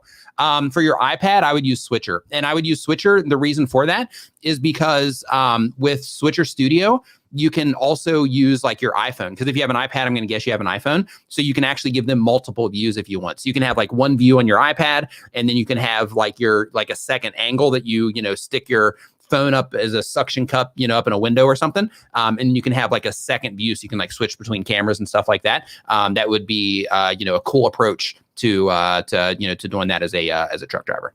Sure. Thoughts, Luria? Yeah, agreed. Okay, boom. And we got another super chat from D. D's just making it rain here. Look at this. Yeah, it says, did we get any maskless Walmart fight videos for this Black Friday? I'm not sure. I'm not sure. Yeah, I haven't seen any. I haven't seen any personally, but I'm sure they're there. Yeah, I haven't seen any though, but I'm definitely sure they're there, without question. Right, chat, so, you guys in chat are hilarious. So the next question that we have here, so we got Italy taken care of. I know what I was going to say. Can I just say this real quick? Give away something too. Oh yeah, okay, totally. Good. Okay, so let me say this before I forget again. We need to work on our focus game, Luria. I know what's going on. We're okay at live streaming because we just can't focus. So we when we do, it's like but the second we fall off, it's like, whoa, what's going on? Where am I? Oh my gosh, it's Saturday. Hashtag yes or no if you're enjoying the Little Rabbit Trails, guys. Let us know. You were saying about no. Does that have anything to do with what you're going to be giving away? Oh no, I don't know. I was going to let you choose how to give it away. Okay. Yeah. Okay. My bad. All right. Go. So you were saying about the community tab to ask like questions about like what kind of coffee are you drinking. And I think that deserves a little like highlight, because that is one of the biggest things that people don't get and get frustrated by, when in fact they should lean into it. So the fact that people will actually not engage as much with your actual content versus personal things. So dogs, cats, kids, coffee, food, all of those things will get more engagement than anything you do in your content. And that's just the natural order of things, because people are human and they like those things. And it's an easy way to engage, right? People like people like to talk about themselves, and like they like kids and they like dogs and all of that fun stuff. And that is how you actually tap into getting more engagement, is by doing more things like what kind of coffee are you drinking? And I find most people get really frustrated by that, because they always come to me and they're like, oh, like I put so much effort into my content and I posted about my dog and that got so much more traction. and that frustrates them. But if you use that to your advantage, people will actually start to engage more with your content itself because they feel like they know you as a human being on a personal friend level. And that is what you're trying to achieve by balancing the two things. So I just thought that really deserved a little bit of a highlight there. Yeah, it's good. It's good. You know, and that's one of the things, like what she's talking about right now is really important, because what she's talking about is the actual connections that you're making with your audience. So, you know, like you always hear me talking about the importance of getting people to click and watch. Another part of that is getting people to click, watch, and connect. Because if they connect, like out of all of the options for the type of content that you make on YouTube, like there's tons of people that are probably doing something similar to what you're doing, if not exactly the same thing. So it's all of those little things that are going to help people coming back to you over the other people, because, you know, they'll get to know more and more about, you know, you as a person and not necessarily just the content that you're putting out. So super powerful stuff, what it is that she's talking about. That's what I call audience triggers, because that it creates little behind the scenes, like triggers for your audience that you can tap into over and over and over. So shall we give something away? Yeah, let's do it. Let's do it. Who wants a giveaway? Give us a hashtag giveaway. If you're down for the giveaway, give us a hashtag. I saw lots giveaway. of people saying. So while she's doing her giveaway, do you have to drop a link or something, or like what's the deal? I don't know. I was thinking a trivia question that only like hardcore Nimminati fans would know. Okay. You come up with it. So you're picking a person? Yeah, I'll pick a person. Everybody can get. So oh wait, no, not everybody. No. I was going to give away a Streamer Accelerator membership for 6 months. Wow. 6 months Streamer Accelerator membership. And look at that. Okay. So how do we pick somebody? Also a free graphics package. So two things. Look at this. Holy cow. This is a surprise. Okay. So how are you gonna pick them? I don't know. Why don't you come up with the question, and then whoever gets it, the first person to get it right, then those will be the first, we'll do 2 questions. Can you do 2 questions? And then the first person to get each of those right will be the winner. Okay. Sounds good. Okay. So you have to get those questions right? No. Like one each. Like we'll do 2 separate giveaways, 2 separate questions, 2 separate giveaways. Okay. So first question would be for Streamer Accelerator 6-month package. For 6 months package. When I had my intro on my videos, before I stopped using that in my videos, the person singing the song in the intro, when it first started, what were the words they would say? Whoa. I'm looking for 3 words. Okay. Technically 4, kind of, but like 3 or 4 words, then you'll be in there. D says 42. It's the answer to life and everything. That's the answer to everything. 42. Always 42. D wins. No. D wins again. Yeah. Let's see. What's it going to be? Nope. Let's see here. Still looking. We've got some attempts. Okay, we got one. We need some music. Oh, yeah? We got a winner? Yep. So Aston Regis, this is how it is. Yep. So Aston 1, 2, 3, 4. Yep. So it's at 1, 2, 3, 4. Yeah. So it's technically 5 words. So yeah. So this is how it is. So I think that's it. Hold on. This is how it is. I think they know me. So that's close, but actually Rudy actually said it first. So it's, oh no, we got Sweeney too. Hold on. No, this is how we do it. This is how it is. Let's see here. I'm just making sure that I got the first one here. So we're in live. Fastest finger first, 2 winners. Question. Yeah, Sweeney was super close. So Rudy M has, this is how it is, because I just wanted the first 3 or 4. Yeah. So yeah, this is how it is actually the one. So the thing that he says after isn't correct, but this is how it is. Yeah. So Rudy M is the winner of that. Oh wait, Rudy M. Yeah. Aston. No, I thought it was Aston, but then I saw the one, the longer one up top, because they typed out the fuller thing. But yeah, this is how it is how it starts. So yeah, so Rudy poor Aston. M. Rudy M. I saw his first, but then I looked up earlier in the chat. So yeah, so that's the first one then. So in order to claim that, what should they do? Email support@livestreamingpros.com. I can type that in here and send us your name and what you won. livestreamingpros.com. There you go. Support at livestreamingpros.com. So Aston Livestream. No. Yeah, You know what, Aston? Right, just because Nick screwed up, I'm going to make totally my fault. Yeah, totally my fault. I'm going to also give it to you. Okay. So we've got two winners, Oh. Aston and Rudy M. Did Rudy have a last name? Just Rudy M. Okay, Rudy M. Yep. All right. Yeah, so Rudy M. And you said you're giving it to Aston also? Yes, I'll go ahead and do it for Aston and Rudy. That's love right there. That's what I'm talking about. Nice.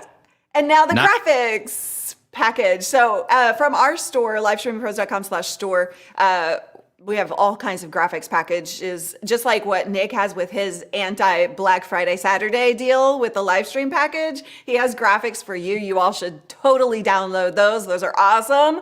And those are all free. We also have a whole bunch of overlay packs, interview frames, and graphics for you as well. So I'll do whichever graphics package you want. So another question, trivia question. Let's see here.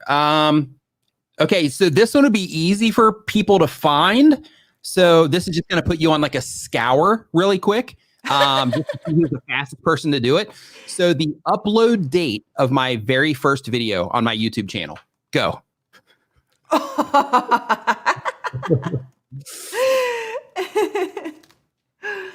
Okay, so while people are doing that, we'll come back to that. Maybe we should answer a question in the meantime. Yeah. Okay. And I'm actually opening so I can get the exact date. I'm actually looking. You don't even know. You know what? I know the month and the year, but when's the actual thing here? Okay, so let's see here. We're making you think today as I know, right? Okay, so we've got let's see here. We've got Luria's channel or program. So, okay, Zage Zealot says, what's Luria's channel or program? It's Live Streaming Pros.